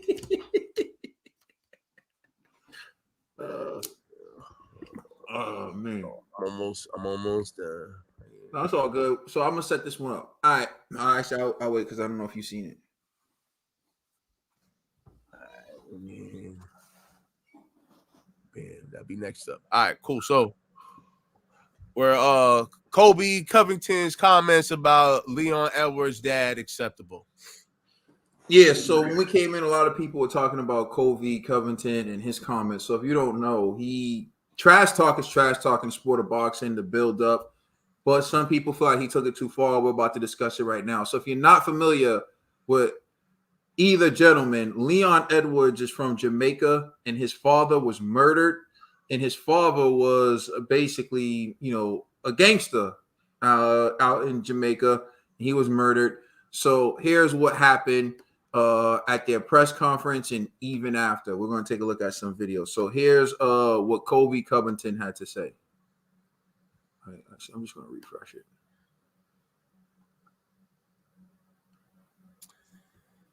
This doesn't look right, man. What? Well, his giddy up looks horrible. Oh my God. And of course it's not working. On Saturday night, I'm going to bring you to a place you never want to be. I'm going to bring you to 7th layer hair. Hell. Okay. We'll say what's up to your dad while we're there. Oh. So you heard he said, I'm going to take you to the 7th layer of hell. We're going to say what's up to your dad while he's there. Remember, his dad was murdered. Different, man. All right, yeah. So let's take a look. So then he was asked about it, and here's what he had to say. Like before the fight, here's what he had to say. What about all the victims of the harm that Leon's father did to them? He was a sex trafficker. He was a drug lord. He killed people. The guy's a scumbag. Why would I feel bad for that? I have no sympathy for that guy. What about all the victims' families that live on right now that have to live through all the things that he did to them, how he tormented those people? So no, I don't feel bad for him. The truth hurts. And that's why people hate me, because I'm not scared. I'm not afraid to say the truth. And the truth is what always stings the worst. It is what it is. Tomorrow night, he can do whatever he wants about it. We're going to have 25 minutes. If he wants to come do something, try and punch me in the face, try and knock me out, come try, bitch. I'll be waiting for you. So that's what. Yo, is this true? His father was like a drug lord or something? Yeah, it's true. All right. So for those of you who don't know, they fought and Leon Edwards dominated this dude, beat him.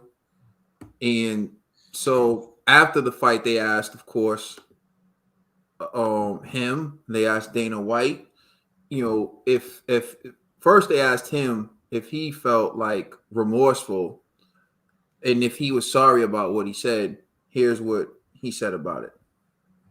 You maybe regret those comments and think, actually, okay, that was one time I maybe did go a little bit too far. Not at all. Why would I have sympathy for a sex trafficker, someone who's impacted and hurt a lot of people's lives? The truth always stings the worst in the world. So, No, I don't feel bad about that at all. Let's talk about all the victims that he left behind that are surviving of the trauma and the turmoil that he put these people's lives through. So I don't feel bad at all. Why would I feel bad for a criminal? So that's what he said. So people went to Dana White and they were like, because some people were so upset about it, they went to Dana White to see like his opinion on it and if he did anything to deter it. So here's what Dana White had to say. I know you said that we're in the fight game and people say mean things, but did anything this week bother you at all? Absolutely. Yeah. It bothered everybody, I think. Listen, what I say is true. We're in the fight games. Lots of mean things are said. And one of the things that I really don't like is family. When you start going after family and whether it's the kids, the wife, the parents, the whatever, it's just such a nasty thing to do. But again, this is one of those sports where you say horrible things and then 24 hours later it goes down. You know what I mean? And that's why tonight you saw Leon's corners going crazy. And I went over and said, guys, listen, you won. You won in the most dominant possible way to win. You out-wrestled, you out-struck, you completely dominated tonight. If this turns into what it could possibly turn into, he's going to get fined. And it's not worth it. Not worth it. You won the fight.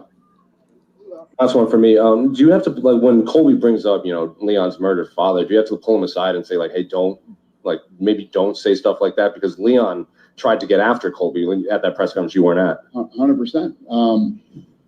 Yeah, no, I don't ever tell anybody what to say. You know what we will say? Guys, when you go out on that stage, do not touch each other. Everybody thinks that I love when these type of things break it. No, I don't love it. And more importantly, the commission doesn't love it. And the commission is the government. So, no, we don't like this stuff. And we do everything in our power to make sure that it doesn't happen.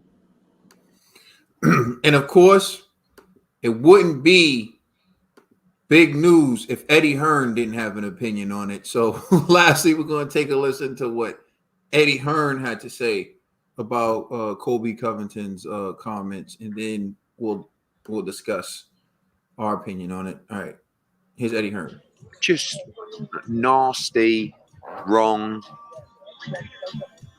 I don't know anything about UFC. I've met Leon a couple of times. Lovely fella. I hope he smashes that geezer to pieces. It's tomorrow night, right? Like, how can you say that?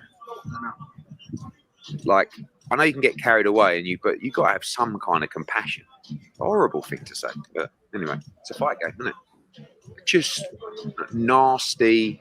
All right, so that's what Eddie Hearn had to say.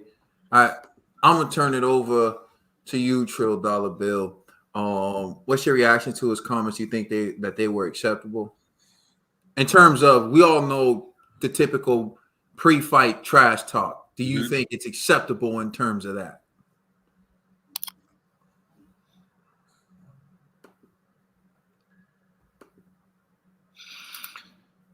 I'm trying to be articulate as I possibly can. Without,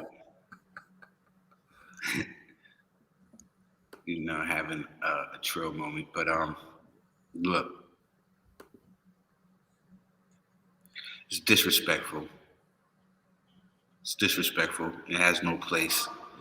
Yeah, you're lame. You're so low class for that.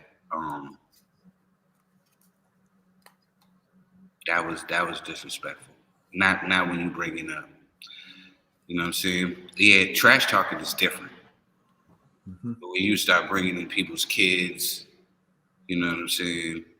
And then you start talking about the dead ones. It ain't like that. You ain't killed nobody on your side. You know what I'm saying? You ain't killed none of your people. You doing that, that's just wrong. You know what I'm saying? I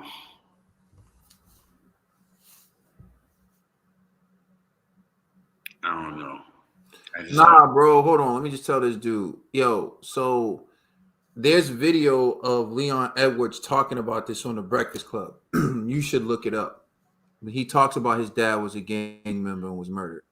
So no, we're not just running with Colby's story, bro.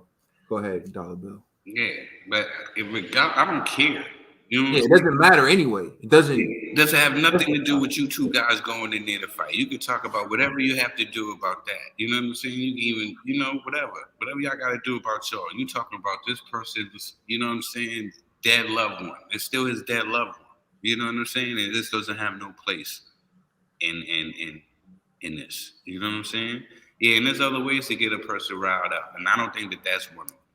And I don't think that that's cool. Mm-hmm. All right, G. I don't believe he should get fined for it, but it is corny though. You know what I mean? Like, just like when what's his name? Big Farmer Miller was talking about Wilder's family. I ain't like that, And same thing with this. It's like, I don't know, man. I feel like if you don't know the person, why even bring them up? Like, now if it was like, let's say there was like a topic about drugs or sex trafficking, then that's one thing. But you fighting this guy, his son, what the sins of the father have to do with the child? You know what I mean? So it just doesn't make sense to me, man. It's kind of like you're just doing that just to embarrass the dude, or it's just not necessary. I don't know. I'm trying to see his like justification for talking about his pops like that, and I think the only answer is to just get him out his mental focus so he can have an advantage in the octagon, so I don't know. I think it's corny, man. And, the universe, man, paid him back, man. So he got violated. I think he learned his I'm hoping he learned his lesson, so I don't know, man. These guys are funny, man. But, yeah, it is what it is. It's not acceptable. It's corny, you know what I mean? And keep family and loved ones out of it.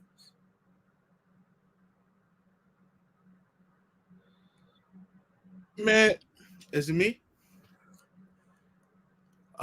I don't know. Yeah, they on mute. All of these dudes are on mute.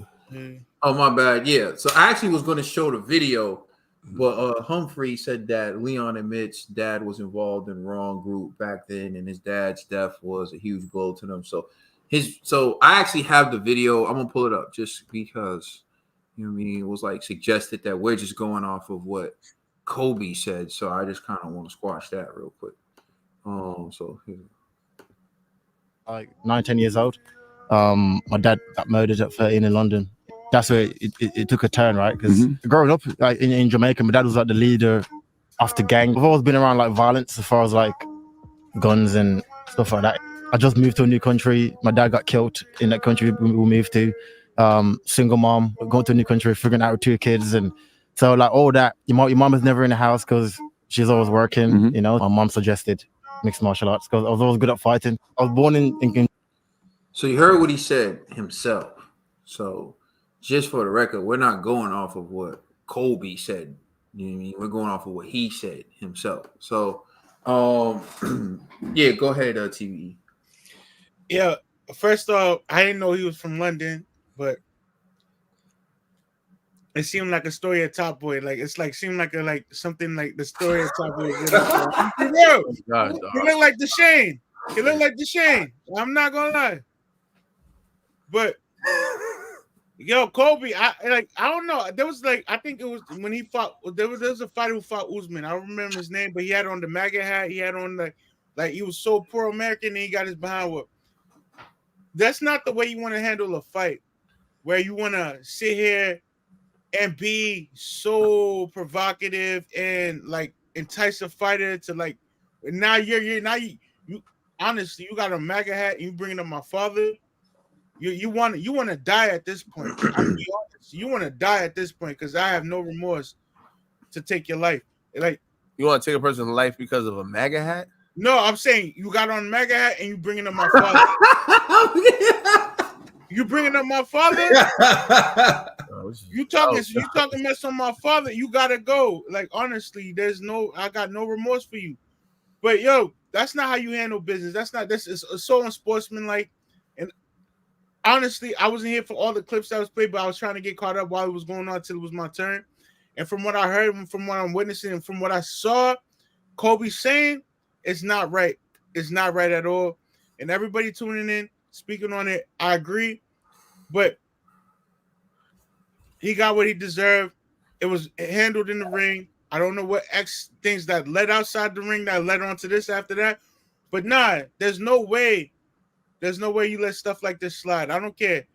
If somebody's like, yo, like somebody bring, like when it's a fight, it's between me and you don't bring him Get up. him, Ned. Get him. Thank you. You don't bring up my parents. You don't bring up my siblings. You don't bring up my kids. You don't bring up my grandma or my grandpa or my uncles, my auntie. You don't bring up none of my family. It's between me and you. You keep it respectful because this is a profession at the end of the day, and you don't take it outside the ring. But what Colby did was completely disrespectful and untolerated. I'm glad he got. I'm shocked he was able to walk out of the ring. I'm shocked, but therefore. All right. So what struck me, and I hear people kind of commending Dana White. I'm actually very disappointed in Dana White. He said Leon's corner won, and then they were getting excited, and he went over there to them and told them to calm down. And he said because if it goes to where it can go to, he was going to find Leon Edwards' corner. So basically, it sounds like he took more action against Leon Edwards, the man who was disrespected by Colby Covington, than he did to Colby, which to me is absolutely ridiculous. This man just disrespected this dude's dad, who we all know was murdered when he was 13. He had to go through his whole life without the guidance of his father. And you got to understand how important that is, because the narrative on black people is that, particularly black men, are that they're not good fathers, or they're not there for their kids, and that they're all gang bangers and whatever. And he knew what he was doing. He was trying to push this propaganda, and he was trying to push that agenda. And he knew that. Then you got to ask, why is he wearing this MAGA hat?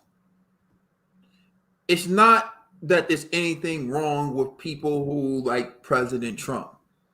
It's about stereotyping the people who support Trump and stereotyping black people at the same time. There's an agenda this man is pushing on both fronts. On both fronts. That's problematic and dangerous for everyone. He's almost like Jesse Smollett.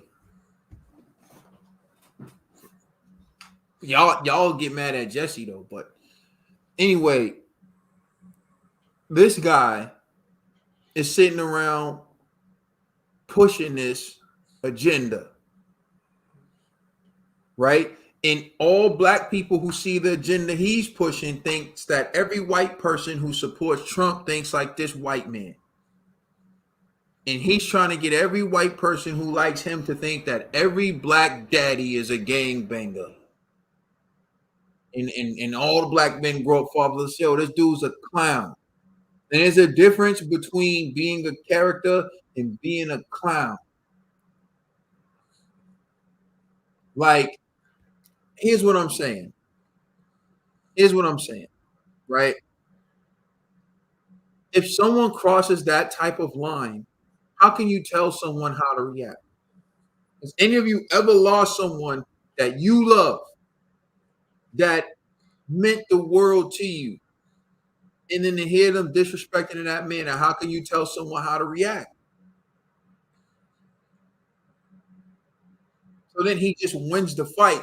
He's emotional. He's celebrating, and Dana goes over to him and says, hey, if this goes down a certain way. So anyways, to wrap up what I'm saying is, I feel like there needs to be some restrictions. I guess most people never really go on there. You can correct me if I'm wrong, Trill. I know you've been following combat sports and G, Ned. I've never heard anyone talk about someone's dead family in a build-up to a fight. I've never heard that. It's never been something that I think that you need to warn people like, hey, and no talking about someone. Like, my man really went to some Chicago drills. Have you seen the crowd at MMA matches? You ever wonder where all the white American boxing fans went? Fact. Yeah, that's a fact. You know what I'm saying? They all went to the MMA, yo. That's crazy. Yeah, it said Leon showed tremendous self-control to keep his emotions under control. Violation. Yo, at the end of the day, right? You shouldn't have to say no talking about people's dead family members, but apparently there's no boundary some UFC fighters won't cross. So Dana White needs to do something about it. Because I'm gonna just say this: I know people where if you talk about their dead family members, your family members are about to have a dead one, and it's just like that. So when he's talking about, oh, I told him if it goes down the way it can go down, I would give him a fine. You would have to find him if he was talking about my family members. That's all. My dead family members. So that's all I gotta say about that. All right, now let's move on to the next truth. The one that G try to bury this, bruh. Even, man. G, you try to bury this one, G. Well, David Benavidez get credit for fighting David Morrell. Yeah, he's ducking. He's ducking. All right, yo, you know what, G? Go ahead. You go. You set it off, G. Go ahead. Oh, wait a minute. I just wanted to highlight as many comments as I could. All right, yo, listen. David Morrell, excellent performance last night. You know what I'm saying? But, and I know everyone's like, oh, man, yo, this dude is next up. He called out David Benavidez. He said he wants David Benavidez next, all that. And that he was like, he said something along the lines of David Benavidez isn't ready for Canelo. Yeah, he was just talking a lot of talk. Again, the dude is talented, but however, he's an unknown commodity. So, meaning, if David does take this fight, David Benavidez takes this fight, if David Benavidez wins, Canelo's still not going to be like, all right, because you beat Morrell, I'm going to give you this opportunity now. So, to me, it's like Benavidez is looking beyond Morrell. You know what I'm saying? So, it's like, yo, with all due respect, Morrell, you that dude, but right now, you're not really a threat because I'm looking at Canelo and you behind me. Why would I go backwards to go forwards? It just doesn't make any sense. So he could always afford to fight Morrell later on, which will also benefit Morrell anyways, you know, because he is Philly still young, you know, he's inexperienced, you know. So Benavidez just I don't see how this will bring him closer to Canelo. I don't see this fight like garnering that Canelo fight at all. Canelo ain't ever mentioned Morrell either. So it's like my man David Morrell is just out there trying to get exposure too. So he's pointless right now. He at the back of the bus. You know what I mean? So it's just pointless. That's why I'm like, if I was Benavidez, I wouldn't even entertain the kid. Dollar Bill.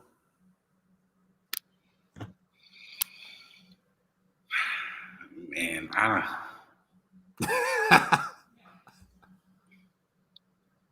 he shouldn't.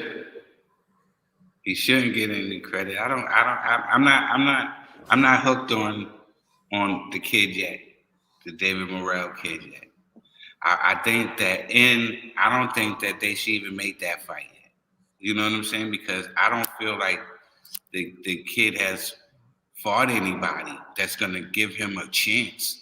Thank you. You know what I'm saying? Like against any of these people. You know what I mean? Like, and then the same way with but I see what it is. Look, because this is what I don't want to happen, man. Like, because if Benavidez sparks out David Morrell, right? The next thing you know, they're gonna be, look what he did to David. You know what I'm saying? And then I'm gonna be sitting here like with the shrug, like, who's David? You know what I'm saying? So, like, you know what I mean? Not yet, man. Let this dude keep building up, fighting the both. I think he fight better opposition than what they've been putting him in there. Every guy I seen him in there, it was like they lost before they even got in the ring. You know what I'm saying? So, yeah, man. Yeah, we're mental health expert, man. I'm with you, man. I just think that this is just the boxing circus. All right, TBE. honestly, it's an opportunity for the battle of the Davids, man. We had the battle of the the Caleb's, and maybe we need the battle of the Davids. I can't believe you can still remember the battle of that boring Caleb.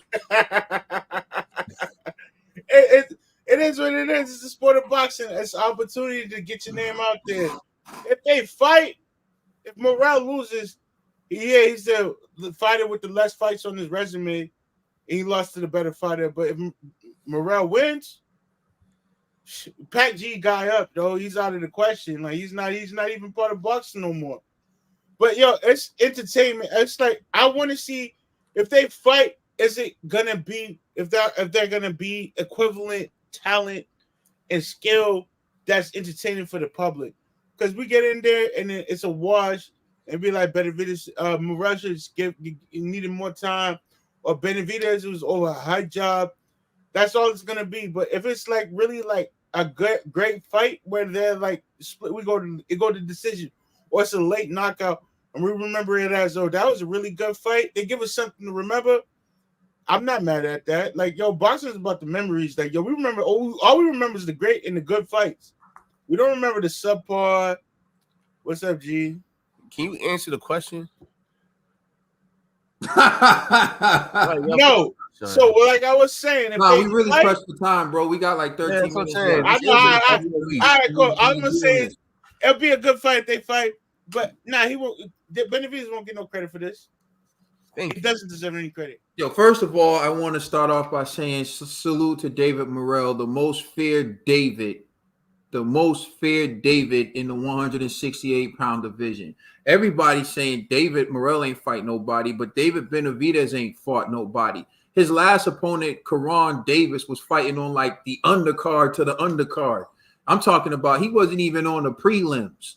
You feel me? So let's look at what Rachel said. There is a chance if David beats Morrell, his name will just be replaced by the fighters at 175. Canelo versus David on Mexican Independence Day would be a good event for boxing. That's a fact.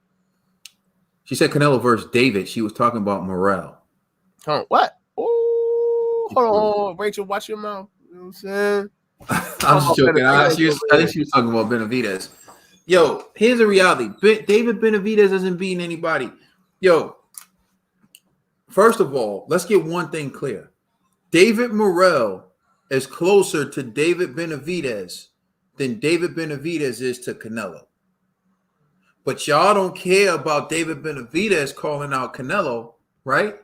Y'all don't care. In fact, you David Benavidez fanatics really think that David Benavidez has earned a shot against Canelo. Well, here's what I would say. I know this much. I'd rather see David Benavidez fight David Morrell than fight Jermall Charlo next. I'd rather see David Benavidez fight David Morrell than fight Jaime Munguia next. I'd rather see David Benavidez fight David Morrell than fight Edgar Berlanga next. I'd rather see David Benavidez fight David Morrell than fight Caleb Plant. You understand what I'm saying? Y'all sitting around here acting like David Benavidez has been fighting the best of the best. No, he fought Caleb Plant after Canelo already tenderized him up. Then he fought Demetrius Andrade, who's 157, coming off of a layoff, moving up in weight. Why don't he fight another young, tall, super middleweight like David Morrell? And if he beats him, at least he would have beaten someone who wasn't smaller or significantly smaller than him, and someone who was a natural 168-pounder his entire career. So to me, I would love to see him fight David Morrell, because I tell you what, I don't think he's going to walk through David Morrell, and I don't think it's going to be an easy fight for him. And I'm going to tell you another thing. I think David Morrell will beat him. I'm on a record right now. I'm jumping out the window, but I'm about to land on some newfound money. I think David Morrell knocks out David Benavidez. What's up, G? Put some money up, G. Oh, you know what? Don't even put no money up. Don't even put no money up because your man's going to duck anyway. So we won't even see the fight. It ain't about a duck. It doesn't make sense. Just an FYI. Just an FYI. Okay. Just an FYI. Yeah, Caleb Plant's a natural 168 pounder. I said who wasn't tenderized by Canelo first. Just an FYI, G. If your man David Benavidez went to Cuba, David Morrell would take his sneakers and his girl straight like that. Okay. What happened? Okay. I'm not going to need a parachute for that, Rachel. Don't worry. I'm telling you right now. Yo, man. I'm not going to need a parachute for that. Cute.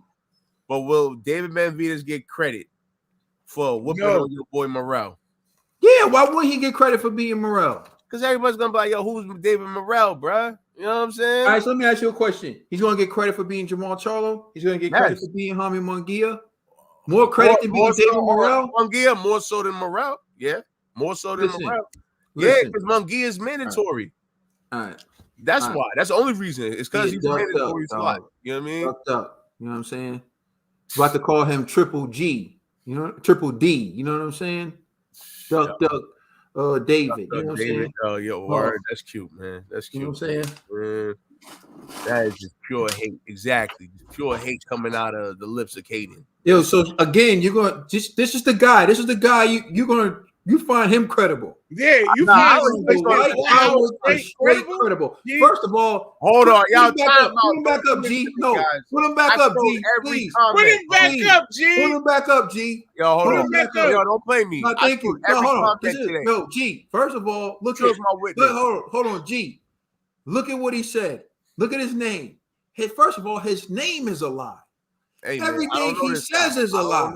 I don't know. So why you find this man credible? Okay. I didn't find that. I just clicked on the next comment. That's what Are we on to the predictions? He said his cap in his name. Yeah, his name is cap. Exactly. How you saying there? All right, let's move on to the predictions. All right. Now.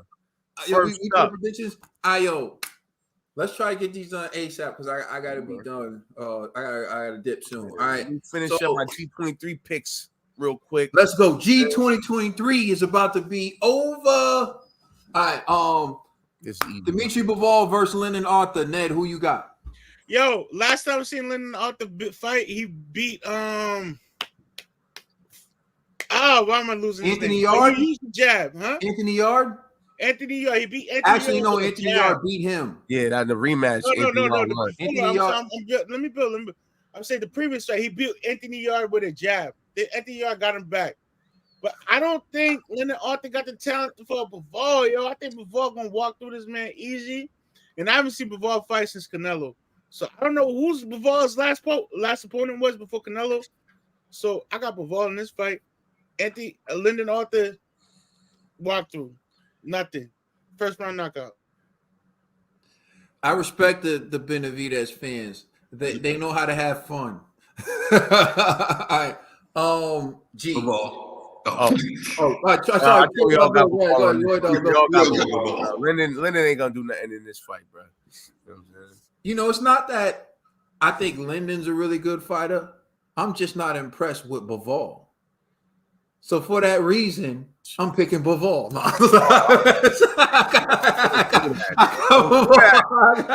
got Bivol on that one. We can move on to the next. Right. Go to the heavyweights. Frank Sanchez versus Junior Farr. All right, TVE. I got my man Sanchez easy, no doubt. Junior Farr is too like friendly. He don't take boxing seriously. He lost like his last two fights. I think it's an easy walk through my man Sanchez. My man Jay Lack, salute, putting on for Cuba. Let's get it. Trill has Sanchez. I got Sanchez also, bro. You know what I'm saying? On what is guaranteed to be the most boring fight on this card, I think Sanchez will outpoint Junior Farr. Knockout by bicep, dog. You know what I'm saying? Oh, hold on, wait a minute. Oh, a boring decision. Oh, wait a minute. Oh, I'm just Sanchez. Okay, all right. Boom. I think we got everybody. Last time he was knocking Sanchez. Next up. Did his thing. Daniel Dubois versus Big Killer. Yeah. Let's go. All right. Ned the TVE. All right, yo. This is a hot take right here, yo. I'm going Daniel Dubois. Yo. I don't feel Jarrell Miller's going to have the tank for this man, yo. He's going to try to bring it to him. And Dubois. Ned, hit him with the quote, Ned. Hit him with the quote, Ned. Ned. Hit him with the quote, Ned. Yo, what's the quote? Jarrell Big Baby Miller doesn't finish. He doesn't take boxing seriously. Leave it at that. Don't add no more. He doesn't take boxing seriously, Ned. Go ahead. Yeah, all right. Oh man, yo, I'm all over the place. Yo, I feel like Big Baby ain't it. Like, yeah, he could have been it like 5 years ago, but he's past his prime, and he's gonna get in there with a younger bull. He's gonna realize you can't handle it. Off, yo, Ned definitely needs to take some time off right now. But Ned's missing his lobs. Ned's missing his layups. Hey, you know, practice, practice. But yeah, nah, I don't feel like Jarrell Miller's like peak. He's not in peak shape. I don't think he's like been training like 7 days a week like he should. For the past 6 months or whatever, he's been preparing for this fight, but I don't think he's ready for he's gonna show up in like the first two rounds, and then after that it's all Dubois. Damn, man. Yo, listen, man. I was trying to make a bet with Ned yesterday. Like the bet should be if the fight would end in a knockout or a decision. Look at the devious look on his face, yo. He was just trying to rob me. What? Nah, yo. Like, listen. Look at the devious look on his face. Yo, listen, I'm gonna be honest. With this is the only fight where I don't know. You know what I'm saying? Because I'm like, Daniel Dubois could pull it off in the first 4 rounds. It'll be a knockout by Dubois. But if it goes beyond the first 4, I think Miller will win on decision. You know what I'm saying? Because as the fights go on, the man Daniel Dubois fades. But this is a new Miller. This is drug-free Miller, allegedly. So I don't know if he still got that same amount of endurance. You know what I mean? He working with Snack? Huh?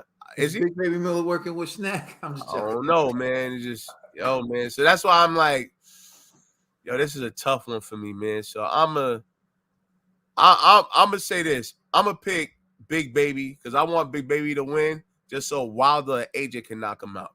You know what I'm saying? So it'll be kind of whack if Daniel Dubois gets to do it. So I'm gonna go with Big Baby by decision. Oh my God, this is the fight right here. Daniel Dubois should win. He has the skill to win, but he doesn't have the mindset. This is kind of like what we were talking about before. You saw Lorena drop him 3 times. It looked like Frank Warren, Brick Top Warren, paid off Lorena not to beat him. Then you saw him, have that moment with Usyk where he was being competitive with Usyk and then just get dropped and lose to a jab. We saw him get stopped by a jab from Joe Joyce. And it's just kind of like he has the skill to win. He should beat Jarrell Miller. But if Jarrell Miller makes it tough in there, if Jarrell Miller can make him doubt himself, I feel like Dubois will quit. And this is what makes it hard to decide who I think will win this fight. And I don't know why I feel like Jarrell Miller might be able to bully this dude. And damn, you sound like me, man. I am not confident. Like me. I am not confident in what I'm about to do, and I may regret it. And I'm mad I'm even forced to do this. I'm going to pick Daniel Dubois, but I'm not confident. I'm gonna roll with Daniel Dubois. We can find out who Trill's gonna roll with when he comes back. All right, word. On that fight. All right, now we're going to the co-main. Or actually, we actually mixed up the order. So actually, this is the main event. Respect the A side. No, I'm not allowed. I'm saying it's the main event. I just said respect the A side. He made an argument that we should predict Wilder's fight last, and no one objected, so we're not gonna object now. So Anthony Joshua versus Otto Wallin. Yeah, I am. Since I'm first, AJ easy because Otto Wallin got a 50% knockout rate. He ain't knocked out his last 6-7 opponents. And his last loss was Tyson Fury, which he did his thing, but he ain't knocked out nobody since. Last time I checked, AJ, we kind of lost faith in AJ or whatever. But I'm going AJ by knockout, yo. AJ by decision. A clear decision. Clear knockout. Simple. Yo, last time I checked, AJ lost by decision on this last two. Shut up. Shut up. AJ beat Franklin. AJ beat Franklin. AJ beat Hellenius. AJ lost his last two to a southpaw Yeah, by that's what I'm decision. saying, though, dog. He didn't lose by knockout. He lost by decision, but whatever. You know what I'm saying? But yeah, but I got AJ in this one. You know, I think it's gonna be a good fight though, but I don't know if AJ just can't afford to lose this one. Gee, So watch your mouth. what am I? Like you just saying you got AJ just to have AJ too. It's like protection. It's like insurance. I pick AJ for insurance. That's how I feel you picking. Watch your mouth. You don't like AJ, don't pick AJ. How should I pick AJ? You demonstrate how against AJ every time. Yeah, I'm I'll be not fine. stupid. I'm sorry. But yeah, I'm going with AJ in this one. You know, like, hey, I need AJ to win because I need Wilder to violate him. You know what I'm saying? Like AJ, I want AJ and Wilder to come at their best performance. So there's no excuses for your man to back out of this one. March is redemption. You know what I'm saying? Since I can't get G23, I need to come up with a new tagline, but G24 don't really go like that. So give me y'all figure out a new tagline for G for 2024. Word up. It can't be G23. We need a new. It has the rhyme for G. G24 no and more. Nothing goofy. I know how y'all like to give it up. G24 no more. G24 no more. Man, shut up. You know? I like that one, man. Thank you. All right. Go ahead, Katie. So, yeah. AJ, you know, you never really know what AJ you're gonna get, but he's been aggressive in the build-up. He's with Ben Davison, and Ben Davison, they say, is very good at motivating fighters. And he was the guy who was with Tyson Fury, who motivated Fury to lose 150 pounds, and he was the chief second in Tyson Fury's corner when he fought Deontay Wilder the first time. Ben Davison, he gets a lot of love and respect in boxing circles. I know he even worked with Devin Haney for a little bit. So, you know, but to me, it's all about AJ's mentality. I think AJ overthinks things. I just want to point something out to AJ. When I first started watching AJ, and he sparked out Charles Martin, he sparked out multiple fighters, right? AJ went in the ring. He wasn't reckless, but he went looking for the knockout. He went in there with the mindset that I'm the baddest mofo in between these ropes, and I'm trying to take your head off. And as a result, he used to win. One night, he fought at Madison Square Garden. He dropped his opponent and was on his way to a routine victory where he dominated every fighter he's ever stepped in the ring with. Except this time, he got caught with a counter hook. And that counter hook threw his equilibrium off, and he was never able to recover. And ever since then, AJ never walked in the ring believing he was the baddest mofo in between the ropes again. And it showed even with Klitschko. He was able to recover. He was able to get Klitschko out of there. So in his mind, right, that gave him the confidence that he was indestructible. That gave him the confidence that he was the baddest man. But what happened to him with Ruiz destroyed him. Now he wants to learn all these boxing skills, and all that's great. But at what point does AJ get back to being the guy who steps in the ring like, I'm the baddest dude here, I'm going to take your head off, and there's nothing you can do about it? Hopefully against Otto Wallin. Because if he hasn't learned yet, yeah, you can fight not to take punishment, but the sooner you knock someone out, the less likely you are to take punishment. If you knock a guy out in the first 4 rounds, you're less likely to take punishment, right? And I'm not saying that AJ needs to be reckless and AJ needs to go in there and try to, wing and get people out. I'm saying AJ needs to be more aggressive in these fights. He needs to test his opponent's chin more. He needs to test their body more. He needs to be the guy who walked in the ring looking for knockouts instead of the guy who's looking to win rounds. That's all I ask AJ to do. Try to knock your opponents out still. Don't go in there trying to win rounds. Because I guarantee you, if you start doing that, you'll start knocking people out again. bro. You know what I mean? Like, what happened to him was a 1 in a million with Andy Ruiz. Like, could happen to anyone. It happened to Lennox. Twice against Oliver McCall. Huh? Hasim Rahman got him. And Hasim. Oliver McCall and Hasim. What did Lennox do? In an immediate rematch against Hasim Rahman, took his scalp off. He didn't doubt himself. So all I'm saying is hopefully we see that old school AJ. I'm picking AJ to knock out Otto Wallin in the 4th round. Dollar Bill, just before you give your prediction on this fight, Daniel Dubois, Jarrell Big Baby Miller, who you got? Going with the roids, baby. You going with Jarrell? Going with the roids. Oh man, man. You know I was like, that's the one fight I'm going back and forth, man. I picked Dubois. Yeah, I think we all are like, yo, this one's a tricky one. That's the only one. Like, Dubois gonna quit. That's what I think too, man. Oh, Dubois gonna quit. I'm not gonna switch. I'm gonna stick with it, boy.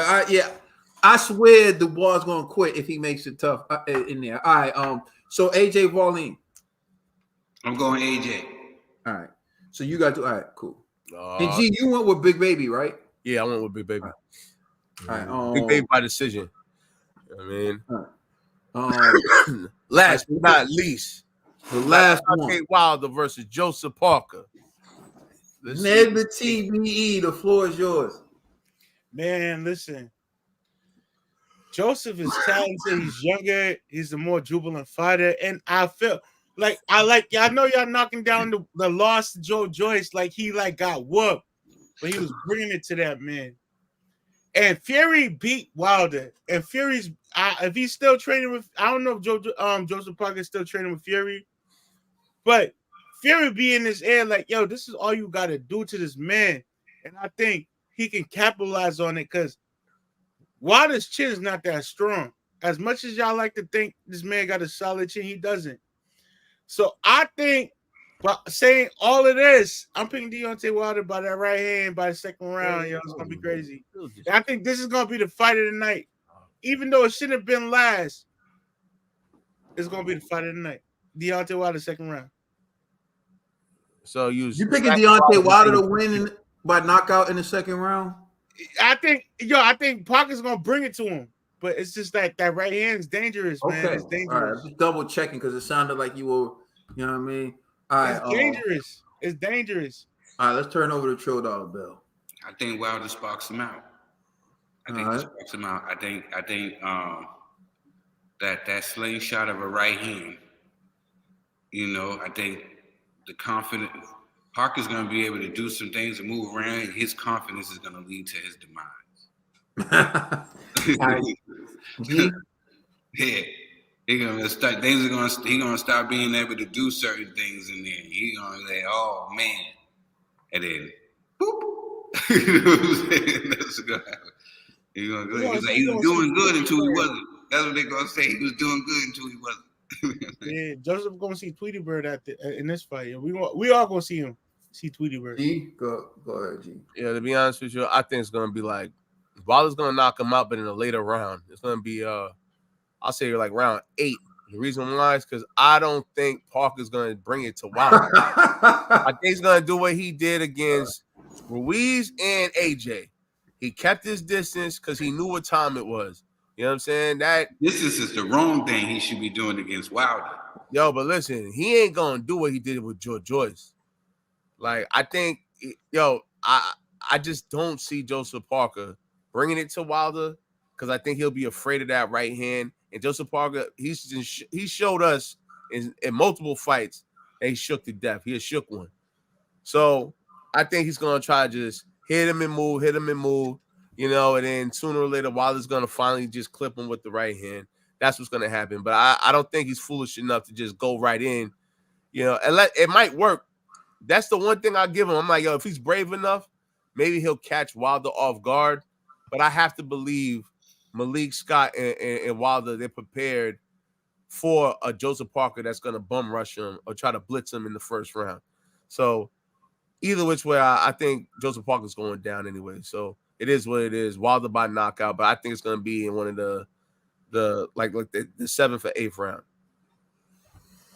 Man, I'm going back and forth on this because this fight can go two ways. One, Deontay Wilder has been inactive.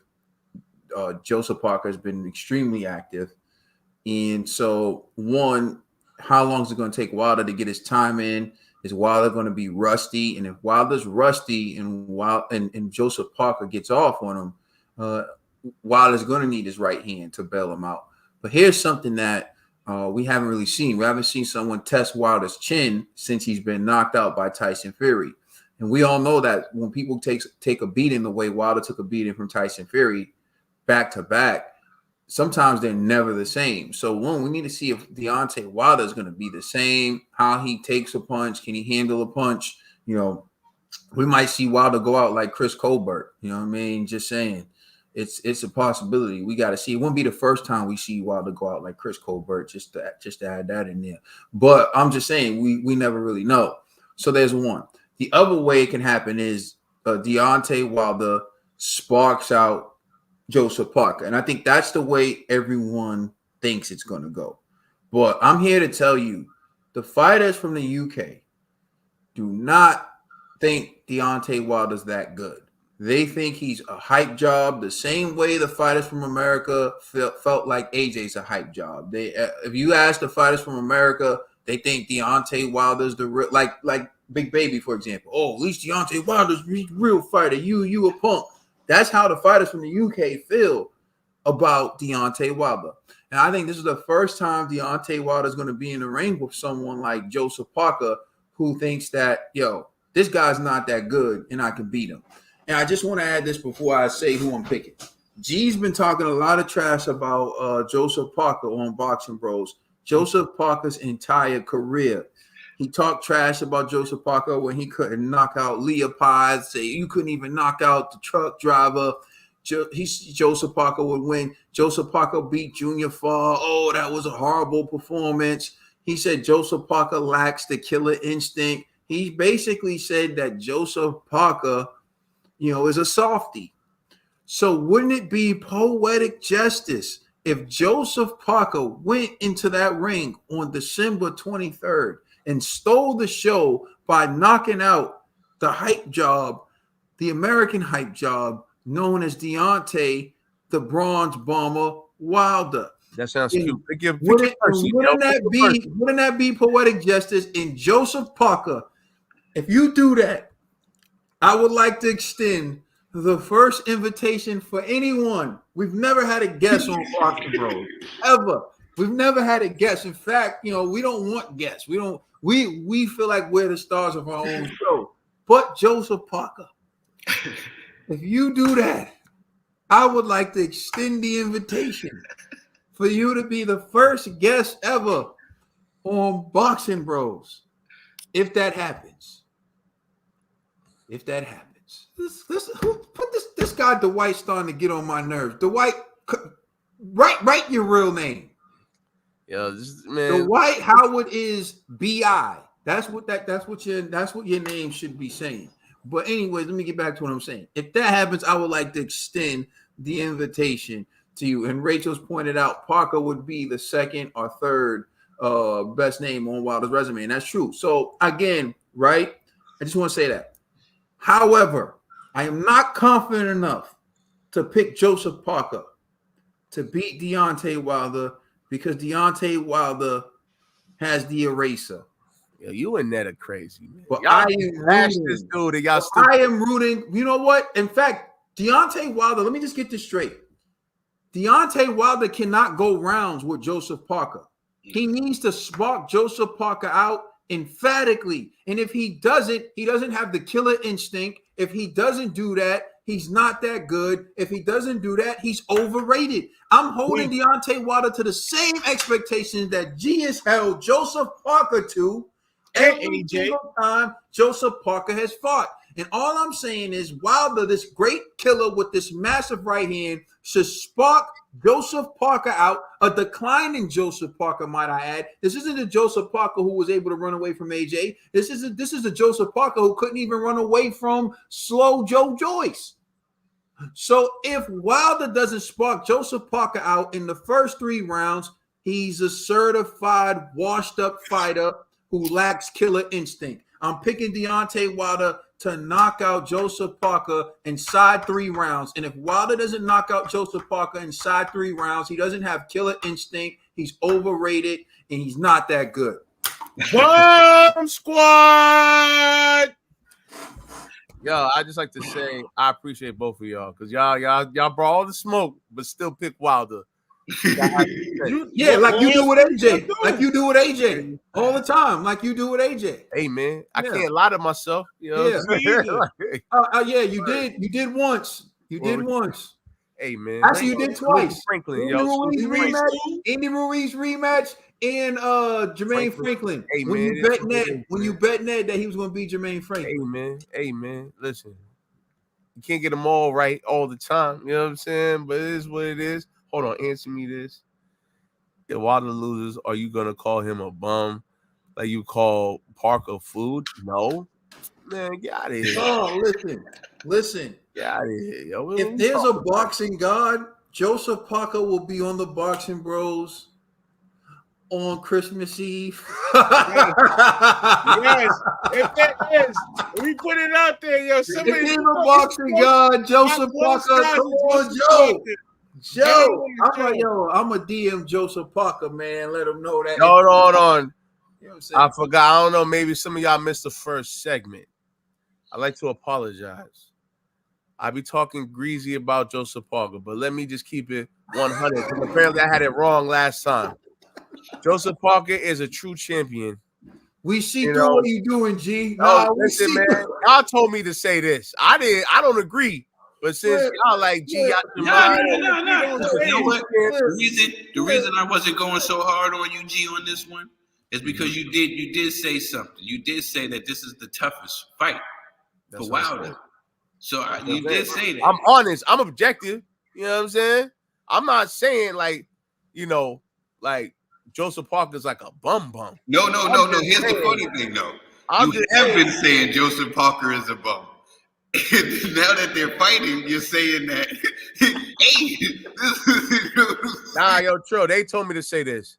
They literally, they came at my neck 2 weeks ago. You know what I'm talking about? Yo, G went on a massive tirade against Joseph Parker. It was like so vicious. Former champ.